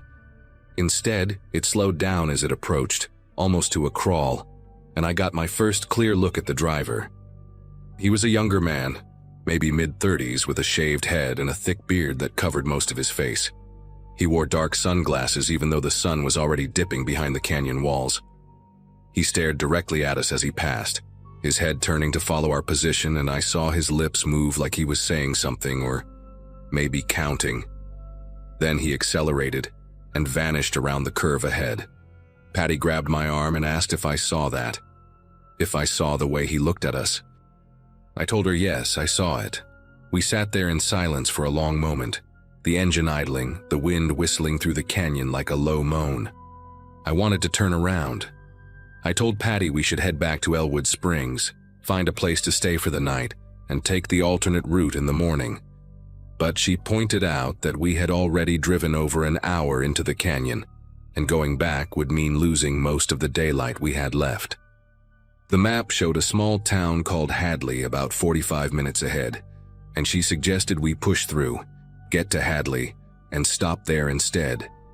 It made sense logically, and I told myself the man in the pickup was probably just some local who was curious about out-of-state plates. People in isolated areas noticed strangers. It did not have to mean anything sinister. So I put the camper back in drive and pulled onto the highway, checking my mirrors constantly, scanning the road ahead for any sign of that white truck. For the next 20 minutes, the drive was uneventful. The canyon walls began to shrink as we climbed higher, and patches of pine forest started appearing on the slopes. Patty relaxed a little, commenting on how pretty the trees looked in the golden afternoon light. I let myself breathe again. Maybe we had overreacted. Maybe the guy was just odd, nothing more. Then we came around a sharp bend and I had to slam the brakes so hard that Patty lurched forward against her seatbelt, and our coffee thermos flew off the dashboard onto the floor. The white pickup was parked sideways across the road, blocking both lanes completely. The driver was standing in front of it, arms crossed over his chest, watching us approach. He had taken off his sunglasses, and even from 50 feet away I could see his eyes were pale, almost colorless, like dirty ice. Behind him, 2 other men emerged from the tree line on the right side of the road. One was short and stocky, wearing a camouflage jacket and carrying something in his right hand that I could not identify at first. The other was taller, thinner, with long greasy hair pulled back in a ponytail and a cigarette hanging from his lip. They walked slowly toward the pickup, flanking the bald man, and all 3 of them stared at our camper with expressions that held no friendliness, no curiosity, only a kind of flat anticipation. Patty whispered my name, her voice tight and thin. I threw the camper into reverse, my foot already pressing the gas pedal. But before I could move more than a few feet, I heard the sound of another engine behind us. I looked in my side mirror and saw a rusted brown sedan pulling up to block our retreat, stopping about 20 yards back. A 4th man stepped out, older than the others, with gray stubble and a hunting rifle resting casually against his shoulder. We were boxed in completely, trapped in a stretch of canyon road with rock walls on one side, thick forest on the other, and men who clearly had been waiting for us to arrive. Patty begged me to do something, anything, but my mind went blank with a kind of terror I had never experienced before. 41 years of marriage, 2 kids raised, a whole life built on routine and predictability, and none of it had prepared me for this moment. The bald man started walking toward us, his boots crunching on the gravel, and he motioned for me to roll down my window. I did not move. He stopped about 10 feet from my door and tilted his head like he was studying an animal in a cage. Then he spoke, his voice calm and almost friendly, telling me that we could do this the easy way or the hard way, and that the easy way meant stepping out of the vehicle with our hands visible and cooperating. He said they were not going to hurt us if we behaved, that they just wanted the camper and whatever cash we had, and then they would let us walk to Hadley on foot. I wanted to believe him. Part of me was desperate to believe that this was just a robbery, that we would lose our belongings but keep our lives. But I looked at the other men, at their faces, at the way the stocky one kept tapping whatever was in his hand against his thigh, and I knew in my gut that they had no intention of letting us walk anywhere. Patty knew it too. She reached over and squeezed my hand so hard I felt her rings dig into my skin. I made a decision in that moment that still haunts me. I told Patty to hold on, and then I floored the gas pedal in reverse, aiming straight for the brown sedan behind us. The older man dove out of the way, dropping his rifle, and I heard the sickening crunch of metal as the Subaru we were towing slammed into the sedan's front end. The impact jolted us hard, and I heard glass shatter somewhere behind me, but the sedan spun sideways just enough to create a gap on the left side of the road. I threw the camper into drive and cranked the wheel, tires screaming against the asphalt as I tried to squeeze through. The bald man lunged at my window, his fist connecting with the glass and leaving a spiderweb crack across my line of sight. The stocky one ran alongside us, and I finally saw what he was carrying, a crowbar which he swung at the camper's side panel with a sound like a thunderclap. But we were moving, gaining speed, and I kept my foot pressed to the floor even as the camper rocked and shuddered from the damage. In my mirror, I saw the men scrambling back to their vehicles, and I knew we had only bought ourselves minutes at most. Patty was crying, asking if I was okay, asking what we were going to do, and I had no answers for her. All I could do was drive. The camper was struggling.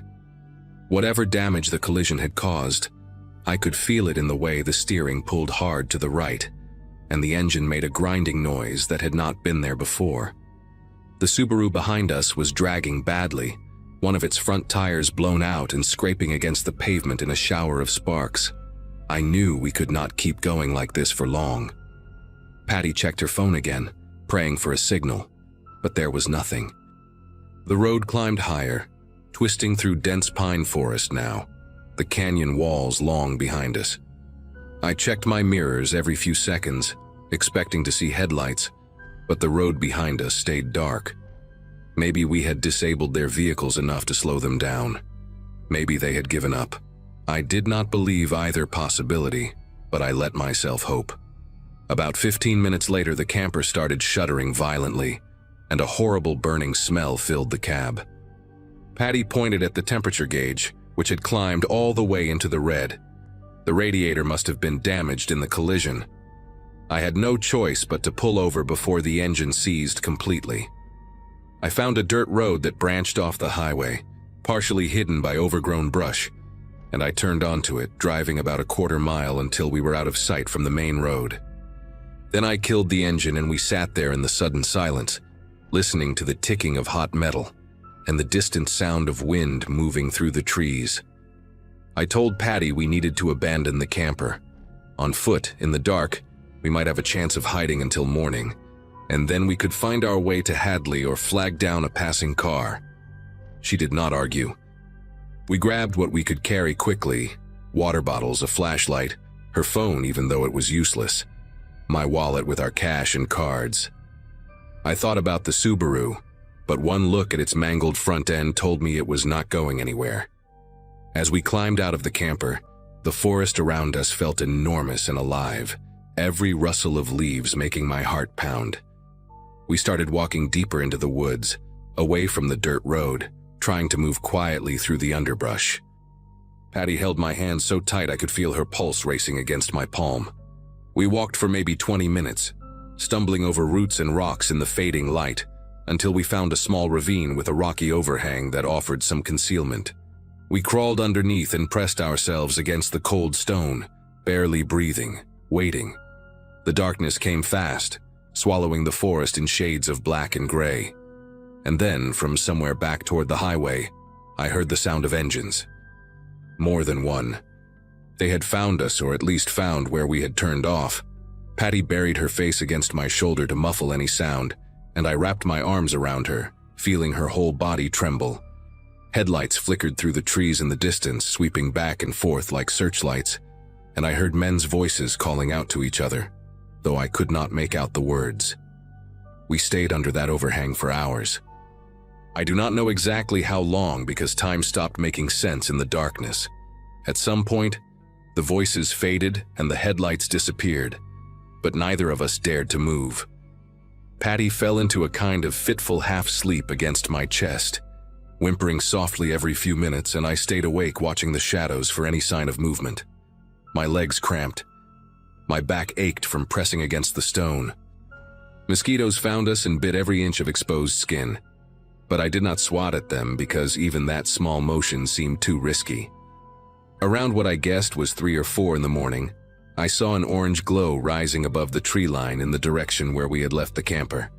It flickered and grew brighter, and soon I could smell smoke drifting through the forest.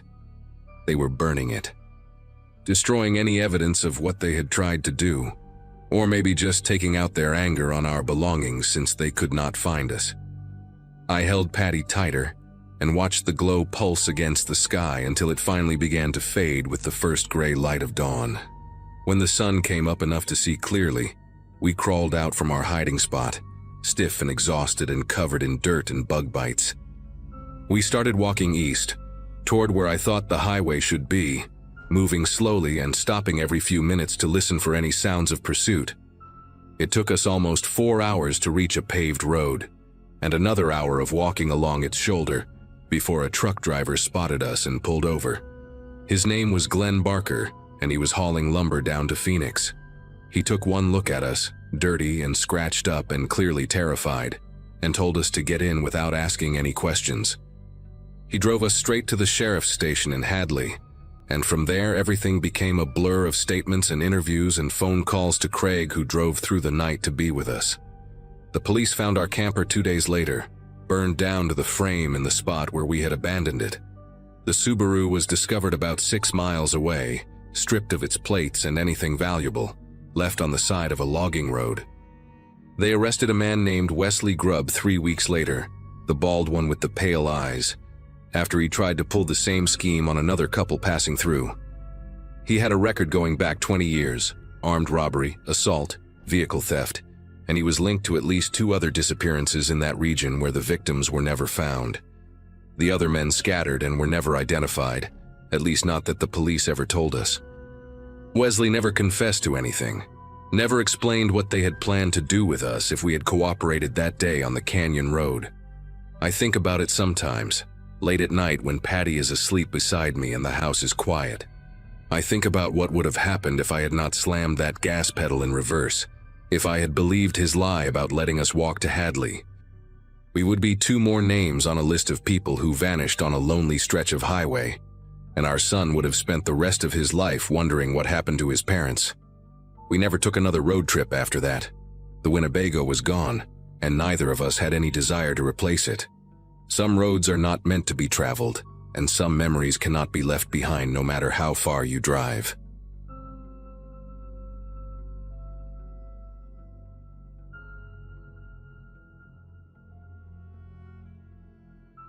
Around 2 in the morning, my buddy Grant and I were about 6 hours into what was supposed to be a 12-hour drive from Denver to Kansas City. We had left after his shift ended at the warehouse, figuring we could split the driving and make it by noon the next day. Neither of us had slept much the night before, him because of work, me because my mind was racing about seeing my dad in the hospital. Grant was behind the wheel when he started drifting, just slightly, toward the shoulder. I told him to pull over before he killed us both. We had passed the last real rest stop maybe 40 miles back, but there was this little turnoff coming up on the right side of the highway. No sign, no lights, just a gravel patch carved into the trees. Grant pulled in and parked near the edge where the gravel met the grass. The plan was simple: sleep for 2 or 3 hours, then keep moving. We both got out to stretch. The air was cold for September. That kind of cold that sneaks into your jacket and sits against your skin. Grant walked toward the tree line to take a leak while I paced around the car, trying to shake off the stiffness in my legs from sitting for so long. Our headlights were still on, cutting 2 pale beams into the darkness ahead. That was when I noticed the ground. Right there, maybe 20 feet in front of our car, the gravel was torn up. Fresh tire marks, deep ones, like someone had peeled out in a hurry. The soil next to them was disturbed too, pushed around in uneven mounds. I remember thinking it looked wrong, like someone had been digging or dragging something heavy. I called out to Grant, told him to come look at this. He zipped up and walked over, and we both just stood there staring at the ground, trying to make sense of it. Grant pulled out his phone and turned on the flashlight. The beam was weak, but it was enough to see more than we wanted to. The tire marks were fresh, I mean really fresh. The edges of the grooves were still sharp, not worn down by wind or rain. Whoever made them had been here within the last hour, maybe less. We followed the tracks with the light, and they curved hard toward the tree line before disappearing into the grass. That was when I caught the smell. It was faint at first, kind of sweet and chemical, like gasoline mixed with something else I could not identify. Grant smelled it too because he stopped moving and just stood there with his phone pointed at the ground. Neither of us said anything for a few seconds. We were both thinking the same thing, but neither of us wanted to be the one to say it out loud. I took the phone from his hand and walked a few more steps toward where the smell was coming from. About 10 feet from the edge of the gravel, half hidden in the tall grass, I found a pair of gloves. They were the disposable kind, latex or nitrile, the type you see doctors wearing. One of them was inside out, like someone had ripped it off in a hurry. I crouched down to get a better look, and that was when I saw the jacket. It was maybe 5 feet further into the grass, bunched up like someone had thrown it there. Dark colored, looked like denim or maybe canvas. I moved the flashlight beam across it and my stomach turned. There was a stain on the back, a big one, dark and wet looking. I have never seen that much blood on anything in my life, not even in movies where they exaggerate everything. This was real. The fabric was soaked through in some places, and there were smears leading away from it, deeper into the brush. Drag marks. Someone had been dragged from this spot into the woods. I stood up so fast I almost lost my balance. Grant was right behind me, looking over my shoulder, and I heard him whisper something under his breath. A curse, a prayer, I do not know. My mind was racing, trying to process what I was seeing, trying to come up with some innocent explanation that would make all of this okay. Maybe it was an animal. Maybe hunters had been here and dressed a deer or something. But hunters do not wear latex gloves. Hunters do not leave behind jackets soaked in blood. And those drag marks were wide, too wide to be an animal. The grass flattened in a path that was clearly made by something human-sized being pulled through it. I turned the flashlight off and grabbed Grant by the arm. "We need to leave," I told him. "Right now." He did not argue. We both started walking back toward the car, trying not to run, trying not to make noise. Every sound seemed amplified in that darkness. Our footsteps on the gravel, our breathing, the rustle of wind through the trees. I kept expecting to hear something else, footsteps that were not ours, a voice, something. We were maybe 15 feet from the car when Grant stopped walking. He grabbed my shoulder and squeezed hard, not saying anything, just pointing. I followed his finger toward the tree line on the opposite side of the rest area, the side we had not explored. There was a light. Faint, yellowish, barely visible through the branches. It looked like a flashlight beam, but it was not moving. Just sitting there, pointed in our direction. I could not tell how far away it was. 50 feet, maybe 100. The trees made it impossible to judge distance. We stood there frozen, staring at that light, waiting to see if it would move. It did not. But then it turned off. 1 second it was there, the next it was gone, and the darkness that replaced it felt heavier somehow. Grant and I looked at each other. I could see the fear on his face even in the dim glow from our headlights. Without a word, we both broke into a run toward the car. I got to the passenger side and yanked the door open while Grant fumbled with his keys. My hands were trembling so bad, I could barely get my seatbelt on. Grant dropped the keys once, picked them up, dropped them again. I wanted to scream at him to hurry, but I could not find my voice. Finally, he got the key in the ignition and the engine turned over. He threw the car into reverse and we shot backward, gravel spraying everywhere, the tires spinning for a second before they caught. I twisted around in my seat to look out the back window, and that was when I saw the figure. A person, just standing there at the edge of the tree line where that light had been. I could not make out any features, just a shape, dark against darker, watching us leave. Grant must have seen it too in the rearview mirror because he said something I will not repeat and floored the gas pedal.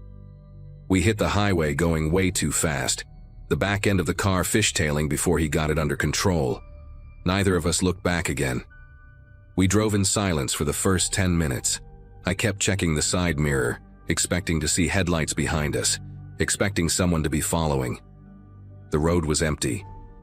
Just us and the dotted yellow line and the black wall of trees on either side. My heart was pounding so hard I could hear it in my ears.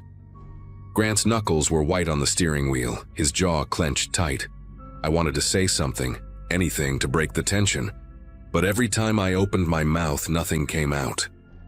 What do you even say after something like that? We just found evidence of what looked like a murder or an assault or something terrible, and there was someone in those woods who saw us find it, someone who watched us discover what they did. I kept thinking about that light turning off. Whoever was holding it made a choice in that moment. They could have stayed hidden, waited for us to leave, but they wanted us to know they were there. They wanted us to see them watching. About 30 miles down the highway, we found a gas station that was still open, one of those 24-hour places with fluorescent lights buzzing overhead and a bored-looking guy behind the counter. We pulled in and just sat there for a minute, engine running, neither of us wanting to get out. Grant finally turned to me and asked what we should do. "Call the police," I said. Obviously, we have to call the police. But even as I said it, I felt this knot forming in my gut. What were we going to tell them? We found some gloves and a bloody jacket at an unmarked rest stop somewhere on the highway. We did not even know exactly where we had been. There were no signs, no mile markers that I remembered. Nothing to identify that turnoff. I pulled up maps on my phone and tried to scroll back along the route we had taken, but every stretch of that highway looked the same. Trees, road, trees, road. Grant suggested we just keep driving, get to Kansas City, forget about it. I told him we could not do that. If someone was hurt back there, if someone was dying in those woods while we sat here debating, we had to do something. I called 911 from the gas station parking lot.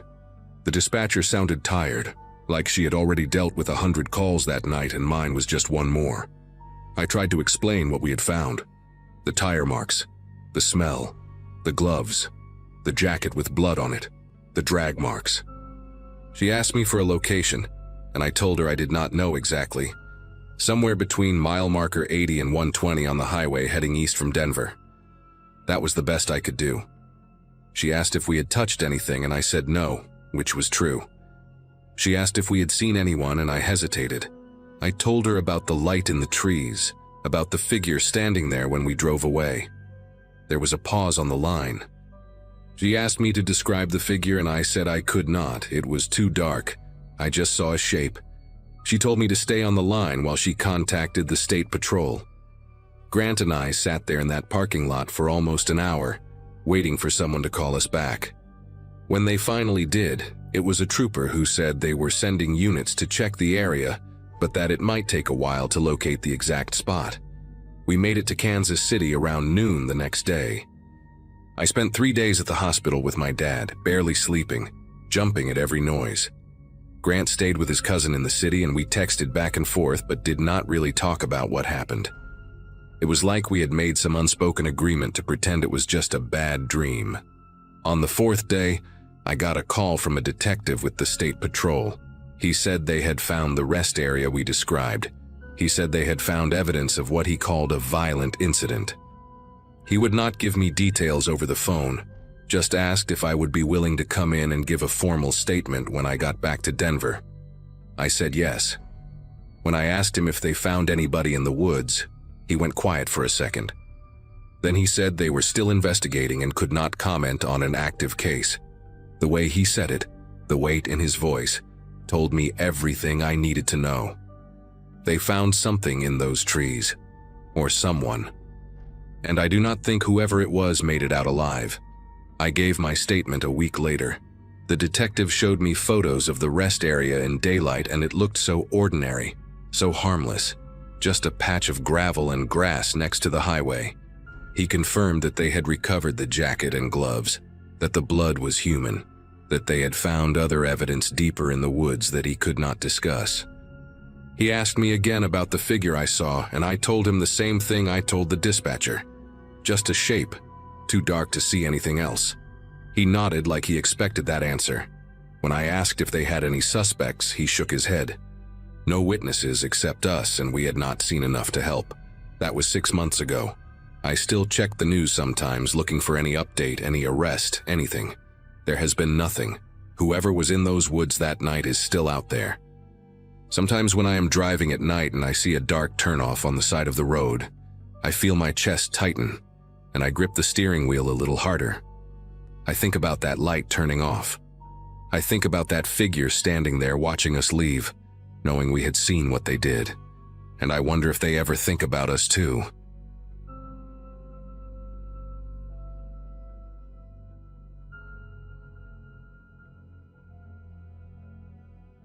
Five of us crammed into my buddy Garrett's old Chevy Suburban that Friday night in March 2024, heading from Austin to New Orleans for a bachelor party weekend. My friend Milo was getting married in 2 months, and we had rented a house in the French Quarter, pooled our money for the trip, and taken the day off work. I had just turned 26 the week before, still working as a paralegal at a small firm downtown. And this trip felt like the kind of escape I desperately needed after months of grinding through case files. Garrett drove first shift, Milo rode shotgun handling the playlist, and the rest of us, me, Owen, and Lucas, spread out in the back 2 rows with a cooler of sodas and enough snacks to survive an apocalypse. We left around 8 in the evening, figuring we would drive through the night and arrive by early morning. The energy in the car was electric. 5 guys in their mid-20s acting like teenagers again, laughing about old college stories and roasting Milo about finally settling down. We had been on the road for maybe 3 hours when we crossed into Louisiana, somewhere past the Texas border on a stretch of Interstate 10 that felt increasingly desolate. The billboards disappeared. replaced by dense walls of black trees pressing close to the highway. Traffic thinned out until we were often the only headlights visible in either direction. Garrett had the cruise control set at 72, keeping us just above the speed limit, but nothing crazy. Owen had fallen asleep against the window, and Lucas was scrolling through his phone with the brightness turned way down. Milo and I were debating whether to stop for gas at the next exit or push through another hour, when Garrett suddenly sat up straighter and squinted into the rear-view mirror. Red and blue lights had appeared behind us, flickering through the back window with an intensity that made me instinctively reach for my seatbelt to check if it was fastened. Garrett muttered something under his breath and started slowing down, pulling toward the shoulder, as the vehicle behind us followed, its lights painting the dark trees in alternating splashes of color.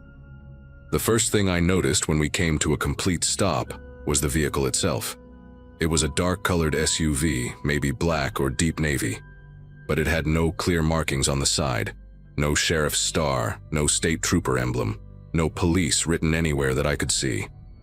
The light bar on top looked almost homemade, like someone had mounted it themselves, and it sat slightly crooked on the roof.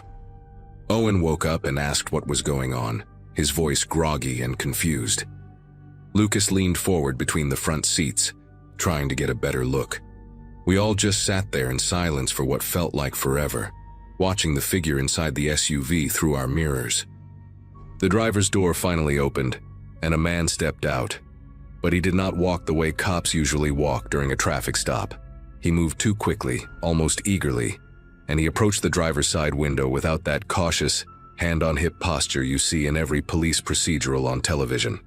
He was carrying a flashlight, but he kept it pointed down at the ground instead of into our vehicle. Garrett rolled down his window about halfway, and the man leaned in close, closer than any officer had ever gotten during the few traffic stops I had witnessed in my life. He was wearing dark clothing, something that looked like a uniform but not quite right. The shirt was plain black with no badge, no name tag, no department patches. He had a belt with various items attached, but in the dim light I could not make out what they were. His face was gaunt, with deep-set eyes that caught the red glow from his own taillights, and he had a patchy beard that looked like it had been growing unchecked for weeks. The man smiled at Garrett, but it was the kind of smile that did not reach his eyes, the kind that made you want to look away. He asked for license and registration in a voice that was too casual, too friendly, like he was greeting an old neighbor instead of conducting an official stop. Garrett handed over his documents, and the man took them without even glancing at them, just held them loosely in his hand while he scanned the inside of our vehicle with those hollow eyes. He started asking questions, but none of them had anything to do with why he had pulled us over. He wanted to know where we were headed, which I guess was normal enough. But then he asked how long we planned to stay. He asked if anyone was expecting us, if we had told our families about the trip, if anyone knew exactly which route we were taking. Milo shifted uncomfortably in the passenger seat and said we were just going to New Orleans for a weekend trip, trying to keep it vague. The man nodded slowly like he was cataloging every word.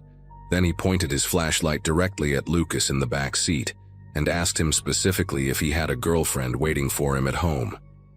Lucas stammered out a confused yes, and the man asked if she knew where he was right now, if she would notice if he did not text her tonight. The question hung in the air like something rotten. I could feel my pulse in my throat, and I exchanged a look with Owen that confirmed we were both thinking the same thing. Something was very wrong here. Garrett finally asked what this was about, what he had been pulled over for, and the man just chuckled and said he would get to that. The man stepped back from the window and walked slowly around the front of the Suburban, dragging his fingers along the hood as he went, like he was inspecting it for dust. He stopped at the passenger side and tapped on the window with one knuckle, signaling for Milo to roll it down. Milo hesitated, looking at Garrett, who gave a small nod because what else could we do? The guy had lights. He had pulled us over. We were stuck on the side of a dark highway in the middle of nowhere, Louisiana.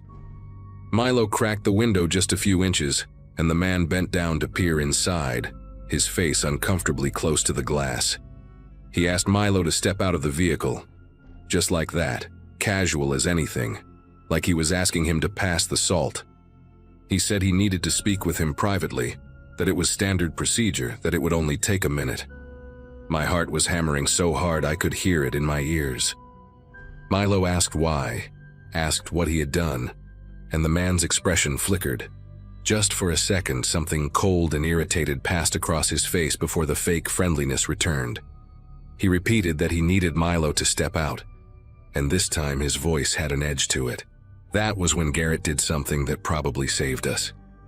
He pulled out his phone and said he was going to call 911 just to verify the stop. Said he had heard about fake police incidents and wanted to make sure everything was legitimate. He said it calmly, almost apologetically, like he was embarrassed to be cautious. The man outside straightened up fast, and I watched his whole demeanor change in an instant. The fake smile vanished completely. His jaw tightened, and he took a step back from the vehicle, his eyes darting toward his SUV parked behind us. He told Garrett that would not be necessary, that he was wasting everyone's time, that we were free to go. Just like that.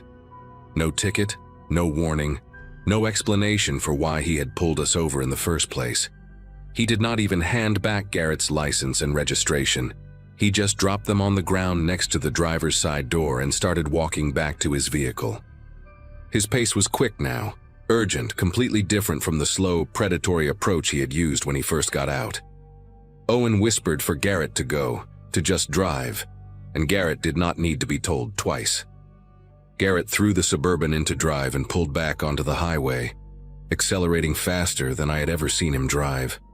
Nobody said anything for at least a full minute. We just sat there in the glow of the dashboard lights, breathing hard, trying to process what had just happened.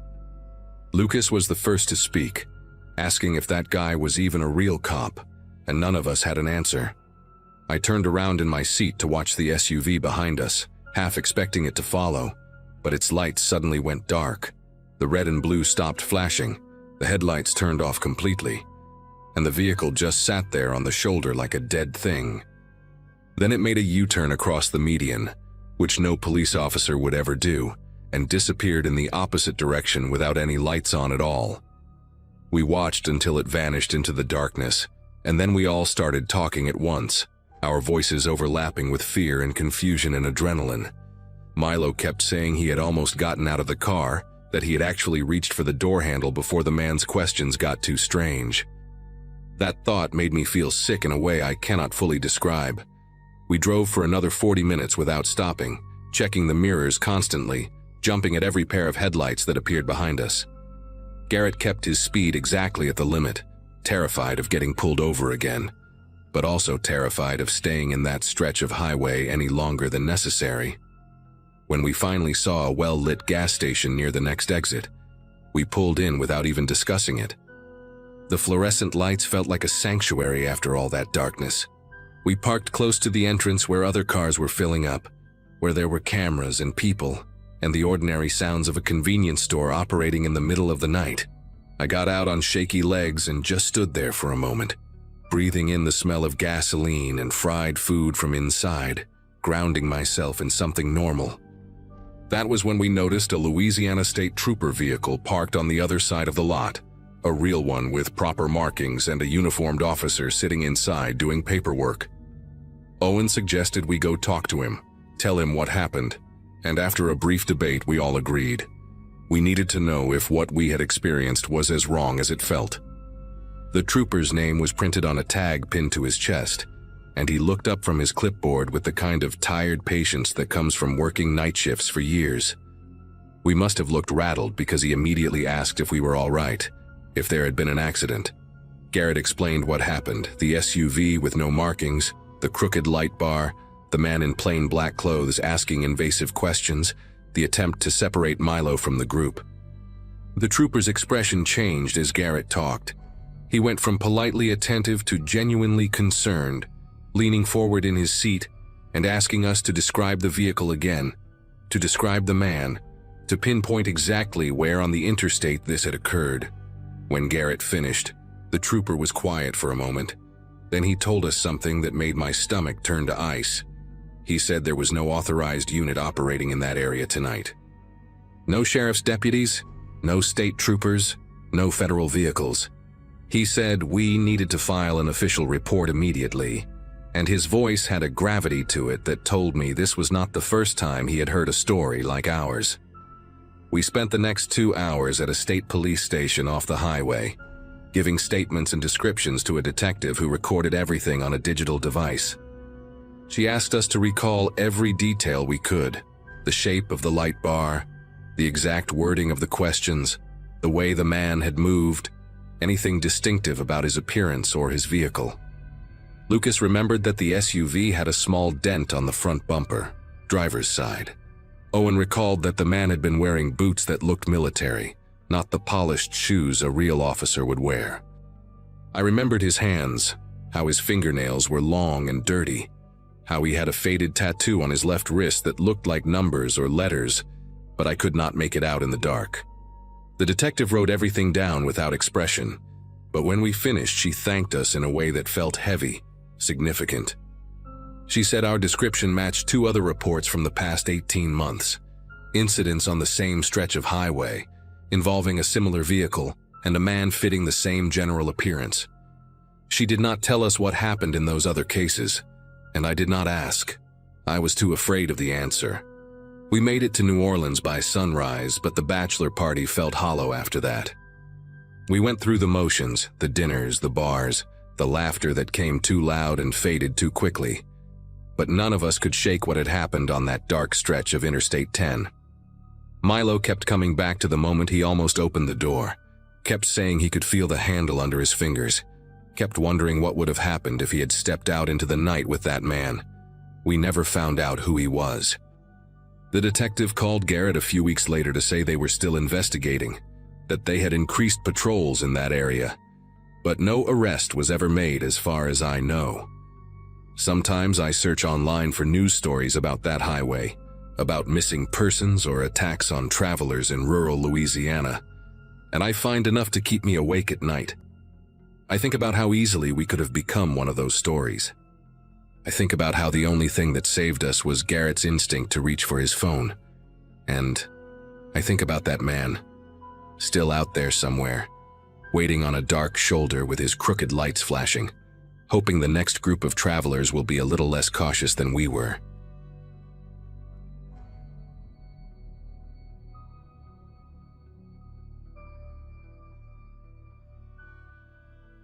That morning marked the 3rd stretch of our drive across a wide, quiet part of the country, where towns felt more like suggestions than places.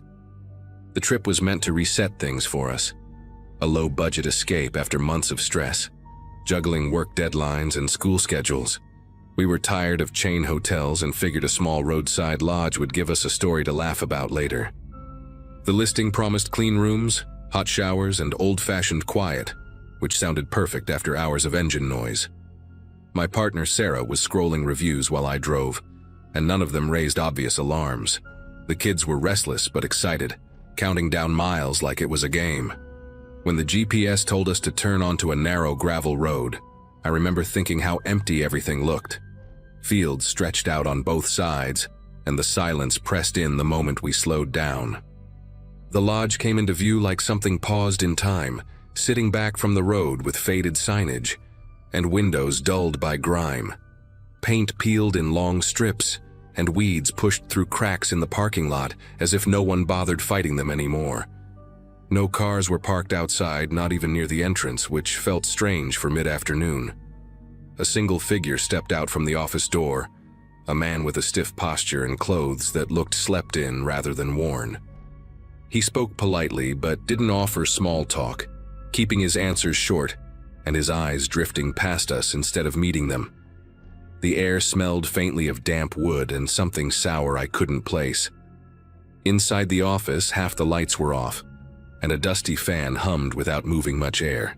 We exchanged a glance, the kind that says you're noticing the same thing but don't want to scare the kids yet. The room itself was functional but unsettling, like it had been cleaned just enough to pass a glance. The curtains were heavy and blocked most of the daylight, making the space feel smaller than it was. While unpacking, I noticed a thudding noise coming from somewhere behind the building, irregular and low, as if something heavy was being shifted around. Sarah tried opening a side exit near the vending machines, only to find it locked from the outside, which didn't make sense for a guest area. Another door near the back stairwell was blocked the same way. When I stepped out to get fresh air, I caught sight of items tucked behind a dumpster. A worn backpack, a single sneaker, and a phone case cracked down the middle. They weren't trash, not arranged like garbage, but hidden, pushed out of sight. The noise started again, closer this time, and the skin along my arms prickled despite the heat. We didn't announce our decision, but it happened all at once. Sarah quietly told the kids to put their shoes back on and grab their bags without asking questions. I walked to the office to return the key, and the man looked surprised, almost annoyed when I said we were leaving early. He didn't ask why, just took the key and slid it into a drawer already full of them. Back outside, the sky was beginning to shift toward evening, shadows stretching longer across the empty lot. As we drove away, I checked the mirror more than necessary, half expecting headlights to appear behind us. None did. But the sense of relief didn't hit until the lodge disappeared from view. We never reported the place, mostly because we didn't know what to say without sounding paranoid. Even now, I think about those hidden belongings and wonder who they belonged to, and whether leaving before nightfall was the only reason we got back on the road safely. We kept driving until the road finally led us to a stretch with actual traffic, the kind where headlights pass often enough to remind you other people exist. No one spoke for a while, not even the kids, which told me more than questions ever could. The radio played softly, some talk show fading in and out as hills interrupted the signal. Every now and then, Sarah would glance at me like she wanted to say something, then stop herself. My thoughts kept circling back to the locked exits, the way they weren't jammed or broken but deliberately secured. That detail stuck with me more than the noise or the empty lot. It suggested planning, not neglect. By the time the sun dipped lower, the tension inside the car felt heavier than the luggage in the trunk. We pulled into a small gas station just before dusk, the kind with buzzing lights and a single cashier behind thick glass. While filling up, I noticed my hands still weren't steady, even though we were clearly out in the open. Sarah took the kids inside to use the restroom, and I stayed by the pump, scanning the lot out of habit. A family minivan rolled in, then a pickup truck, and the normalcy of it all felt almost unreal. Inside, Sarah mentioned that one of the kids had asked why the doors at the lodge were locked, and she'd brushed it off as an old building issue. The lie sounded thin even to her own ears. We agreed not to stop anywhere isolated again that day, no matter how tired we got. As night settled in, the image of those items behind the building kept replaying in my head. They weren't weathered enough to have been there long, and they didn't belong together, which made it worse. I thought about going back earlier, convincing myself we were overreacting, but the idea of returning after dark made my chest tighten. At one point, Sarah suggested calling a non-emergency line just to report the locked exits and the abandoned feel of the place. We talked it through and realized we had no concrete proof of anything, just instincts and fragments.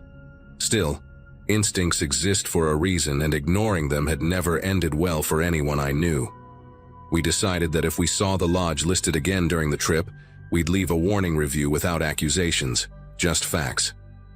We reached a busier town late that evening and checked into a chain hotel that smelled like bleach and coffee. The relief was immediate and almost embarrassing, like we'd escaped something without knowing exactly what it was.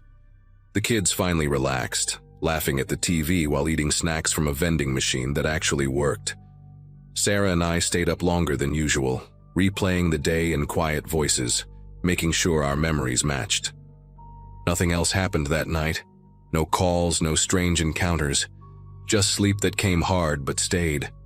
Even now, years later, I can't explain what that lodge was really used for.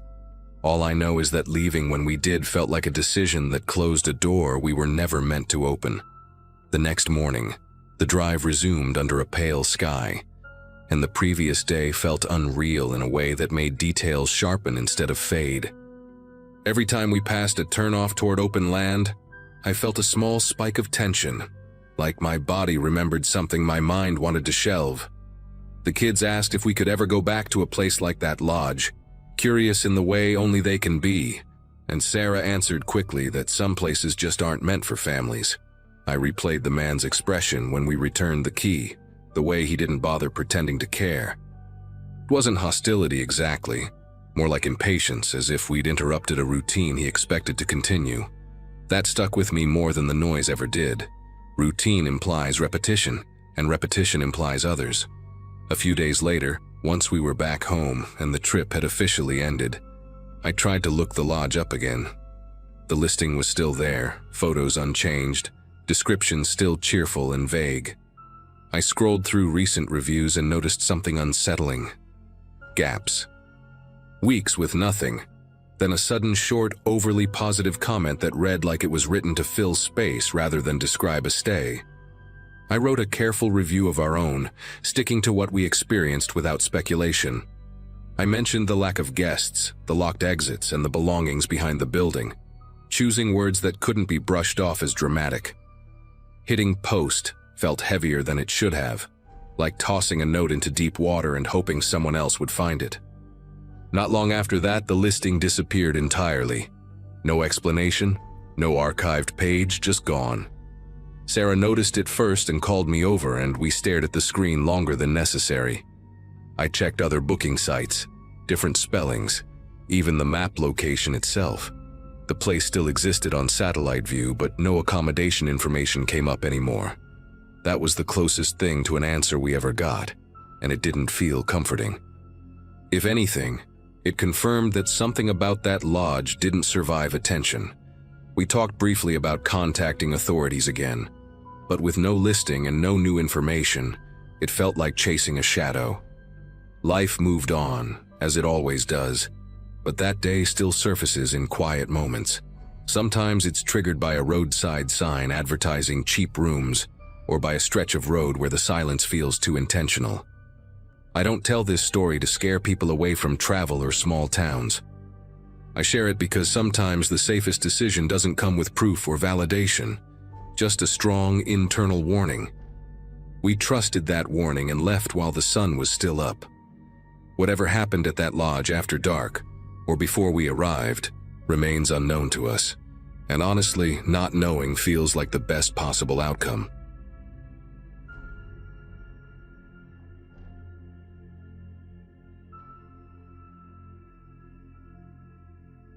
That stretch of road sits in my memory like a long breath I never finished exhaling.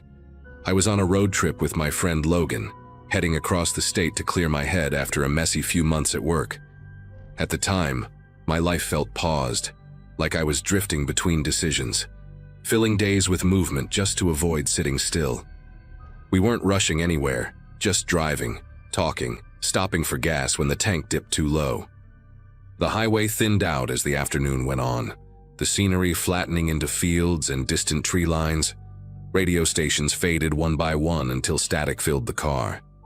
It felt normal in that rural, middle-of-nowhere way you don't question until later. Looking back, the quiet should have registered as a warning, but it didn't. The car gave out without drama, a sudden loss of power followed by a gentle roll onto the shoulder. Logan tried the ignition a few times while I popped the hood, even though I know nothing about engines. The air smelled hot and dry, and the wind carried dust from the road into my mouth. My phone showed no service, not even a flicker of signal. Logan checked his too, then laughed it off, saying it was kind of nice to be unreachable. We decided to wait, figuring someone would pass eventually. Cars were rare out there, which made each one feel louder and more noticeable. That's when the pickup appeared for the first time. It came from behind us, dark-colored and older, with a rattling sound that lingered after it passed. The driver slowed just enough to look, his head turning toward us before the truck picked up speed again. A few minutes later, the same pickup came back from the opposite direction, slowing even more this time. Logan joked that the guy must be lost, but his voice didn't sound convinced. The third pass was slower than the second, the tires crunching on gravel near the shoulder. I noticed how the truck stayed aligned with us longer than necessary. When it finally pulled ahead, the quiet afterward felt heavier than before. We stopped joking then. The pickup returned again and didn't pass this time. It pulled over a short distance ahead of us, hazard lights blinking in an uneven rhythm. The driver stepped out slowly, wearing a ball cap pulled low and boots that looked too clean for roadside work. He asked if we needed help, his voice calm but oddly flat, like he was reading lines he'd practiced. Logan thanked him and said we had someone coming, even though that wasn't true. The man lingered, offering tools, a ride, anything that would get us into his truck. His eyes kept moving between us and our car, never settling long enough to feel normal. When we refused again, his expression hardened just a little before he nodded and walked back to his pickup. We waited until the sound of his engine disappeared before either of us spoke. We sat in the car with the doors locked, the windows cracked just enough to let air in. Time stretched in a strange way out there, every minute feeling both slow and rushed. I kept checking the road in both directions, expecting the pickup to reappear at any second. Logan tried to keep things light, talking about food we'd get once we reached civilization again, but he kept glancing at the rearview mirror. Another vehicle eventually passed, a sedan that didn't slow down at all, and for a moment that felt worse than being noticed. The sun started sinking lower, pulling long shadows across the asphalt. I realized how exposed we were. Two people stranded with nowhere to go if someone decided to stop again. The pickup came back just as the light began to soften into early evening. This time it slowed even more, almost crawling past us before stopping several car lengths behind. The driver didn't get out right away. He sat there with the engine running, window halfway down, watching us through the side mirror. Logan whispered that we should stay put and not react. When the man finally stepped out, he didn't smile or speak at first. He walked closer than before, close enough that I could smell oil and cigarettes on his clothes. He repeated the offer to help, his tone sharper now, less friendly. We told him again that we were fine, that assistance was on the way. He stared at us for a long second too long, then returned to his truck without another word, and drove off fast enough to kick dust into the air. After that, neither of us talked much. The silence felt intentional, like speaking might invite attention back to us. Eventually, a roadside service truck appeared from the opposite direction, its lights flashing in a way that felt unreal with relief. The driver was all business, hooking up the car and asking quick questions while I kept scanning the highway. I half expected the pickup to roar back into view before we left. As we pulled away, I looked back at the stretch of road shrinking behind us, trying to memorize every detail in case it mattered later. Logan let out a long breath and said he hadn't realized how tense he'd been until that moment. We ended up at a small town not far from there, waiting in a diner while the car was looked at. The place smelled like grease and burnt coffee, comforting in its familiarity. While Logan talked to the mechanic, I scrolled through local news on the diner's weak Wi-Fi. That's when I saw it, a short article buried near the bottom of the page. It mentioned a string of recent roadside robberies along a nearby highway, all involving stranded drivers and a dark pickup that would circle back before the attacks. The descriptions matched too closely to ignore. I read it twice, then a third time, my chest tightening with each detail. I showed the article to Logan and the color drained from his face as he read. The robberies hadn't happened far from where we broke down, and the pattern was almost identical. Victims had accepted help or rides thinking they had no other option. The article didn't say whether anyone had been caught. We paid our bill and left without finishing our food, both of us quiet during the rest of the drive. Even now, I think about how easily things could have gone differently if we'd made one small choice. That day taught me how thin the line is between an inconvenience and something much worse, especially when you're alone on the road. The rest of the drive felt longer than the miles on the map. Every pickup truck we passed made my shoulders tense, even hours later when the scenery changed and traffic picked up. We didn't play music. We didn't talk about what almost happened. It was like acknowledging it might give it more weight than we were ready to carry. When we finally reached our destination, exhaustion hit all at once, the kind that comes from being alert for too long. That night I kept replaying the man's pauses, the way he lingered, the fact that he'd come back more than once. None of it screamed danger on its own, but together it formed something unmistakable. In the days that followed, I couldn't stop checking news updates from that area. A few more reports surfaced, then nothing. No arrest, no closure. Logan and I talked about it once more, sitting in silence afterward, both of us knowing how close we'd come without ever agreeing on the details. He admitted he'd considered getting into the truck just to end the waiting. That scared me more than the stranger ever did. It made me realize how vulnerability changes your judgment, how exhaustion and isolation can make bad ideas feel reasonable. I started carrying extra water, a paper map, and a roadside kit after that trip. Not because I thought preparation would make me fearless, but because I never wanted to feel that powerless again. Sometimes I still picture that highway, how wide and empty it was, how easy it would have been for something terrible to unfold without witnesses. The scariest part wasn't the man or the truck, but how ordinary it all felt while it was happening. No dramatic moment, no clear signal, just a slow, tightening sense that something wasn't right. To this day, I don't know what the driver intended or how many people didn't get as lucky as we did. Maybe he was involved, maybe he wasn't. All I know is that we left that road intact because we trusted our instincts and stayed put, even when waiting felt unbearable. That experience changed how I see quiet places and helpful strangers. Some stretches of road don't forgive small mistakes, and some warnings don't come with sirens or signs. They come as repetition, patience, and the feeling that someone is watching a little too closely.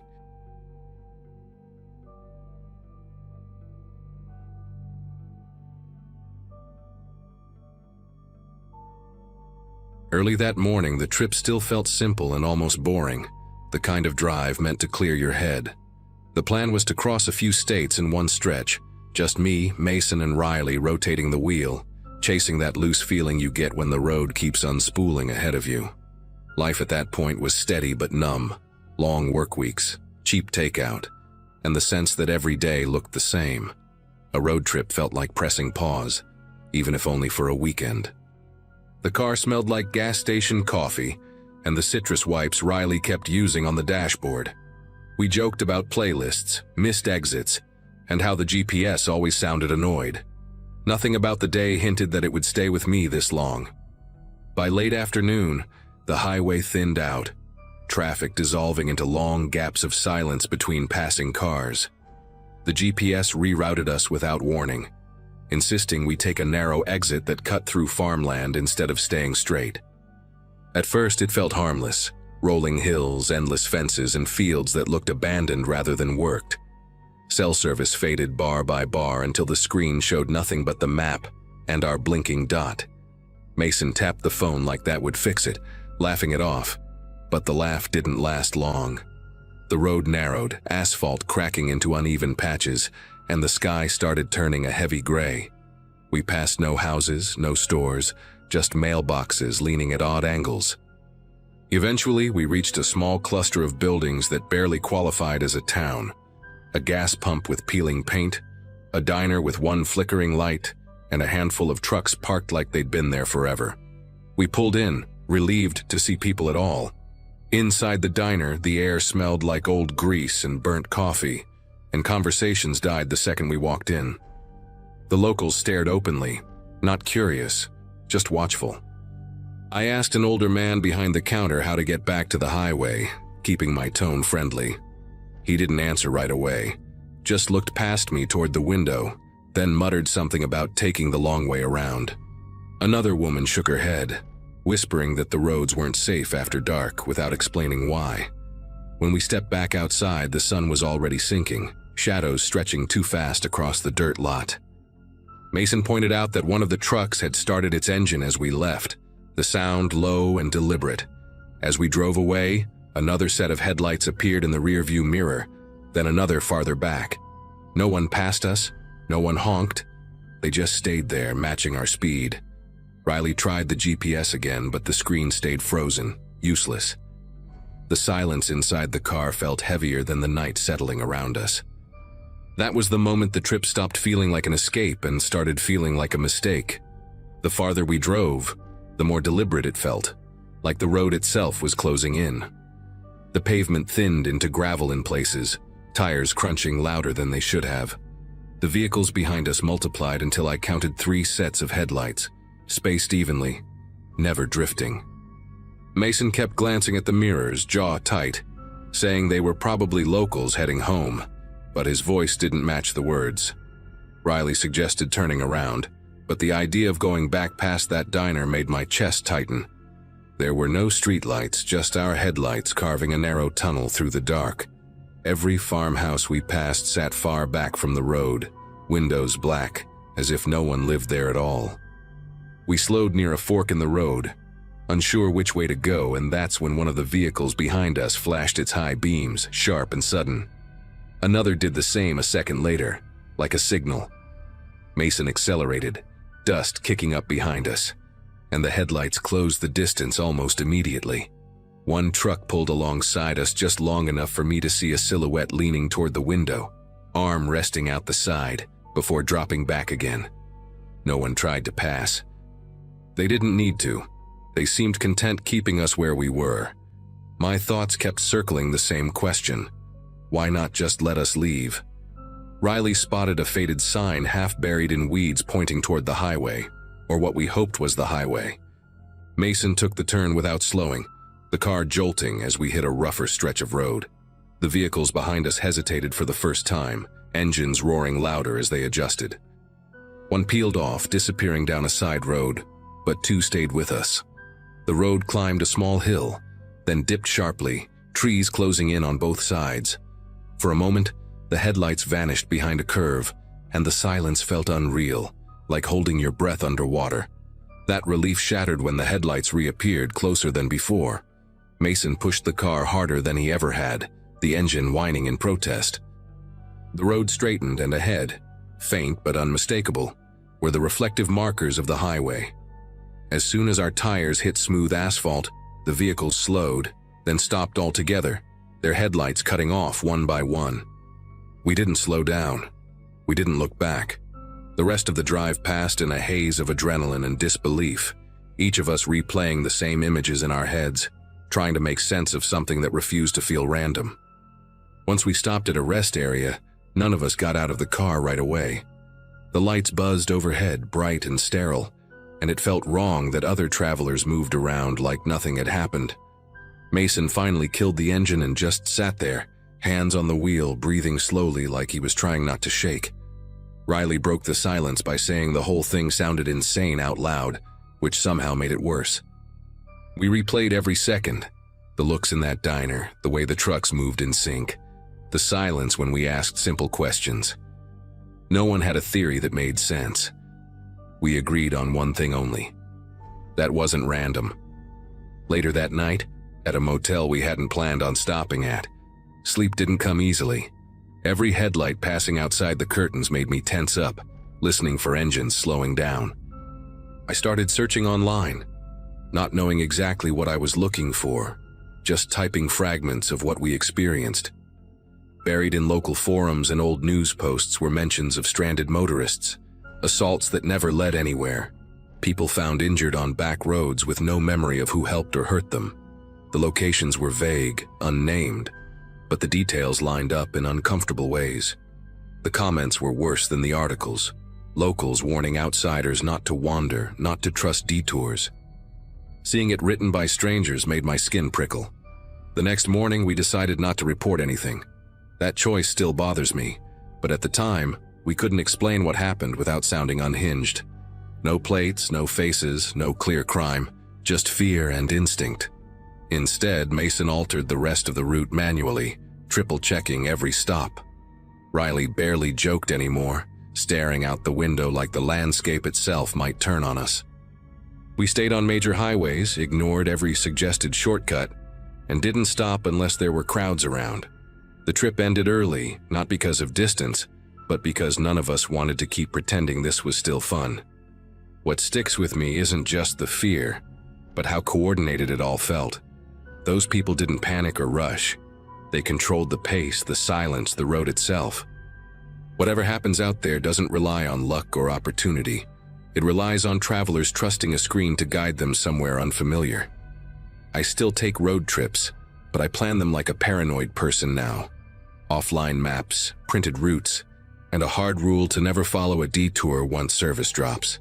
Some places don't want visitors, and they make that clear in ways that never show up on a map.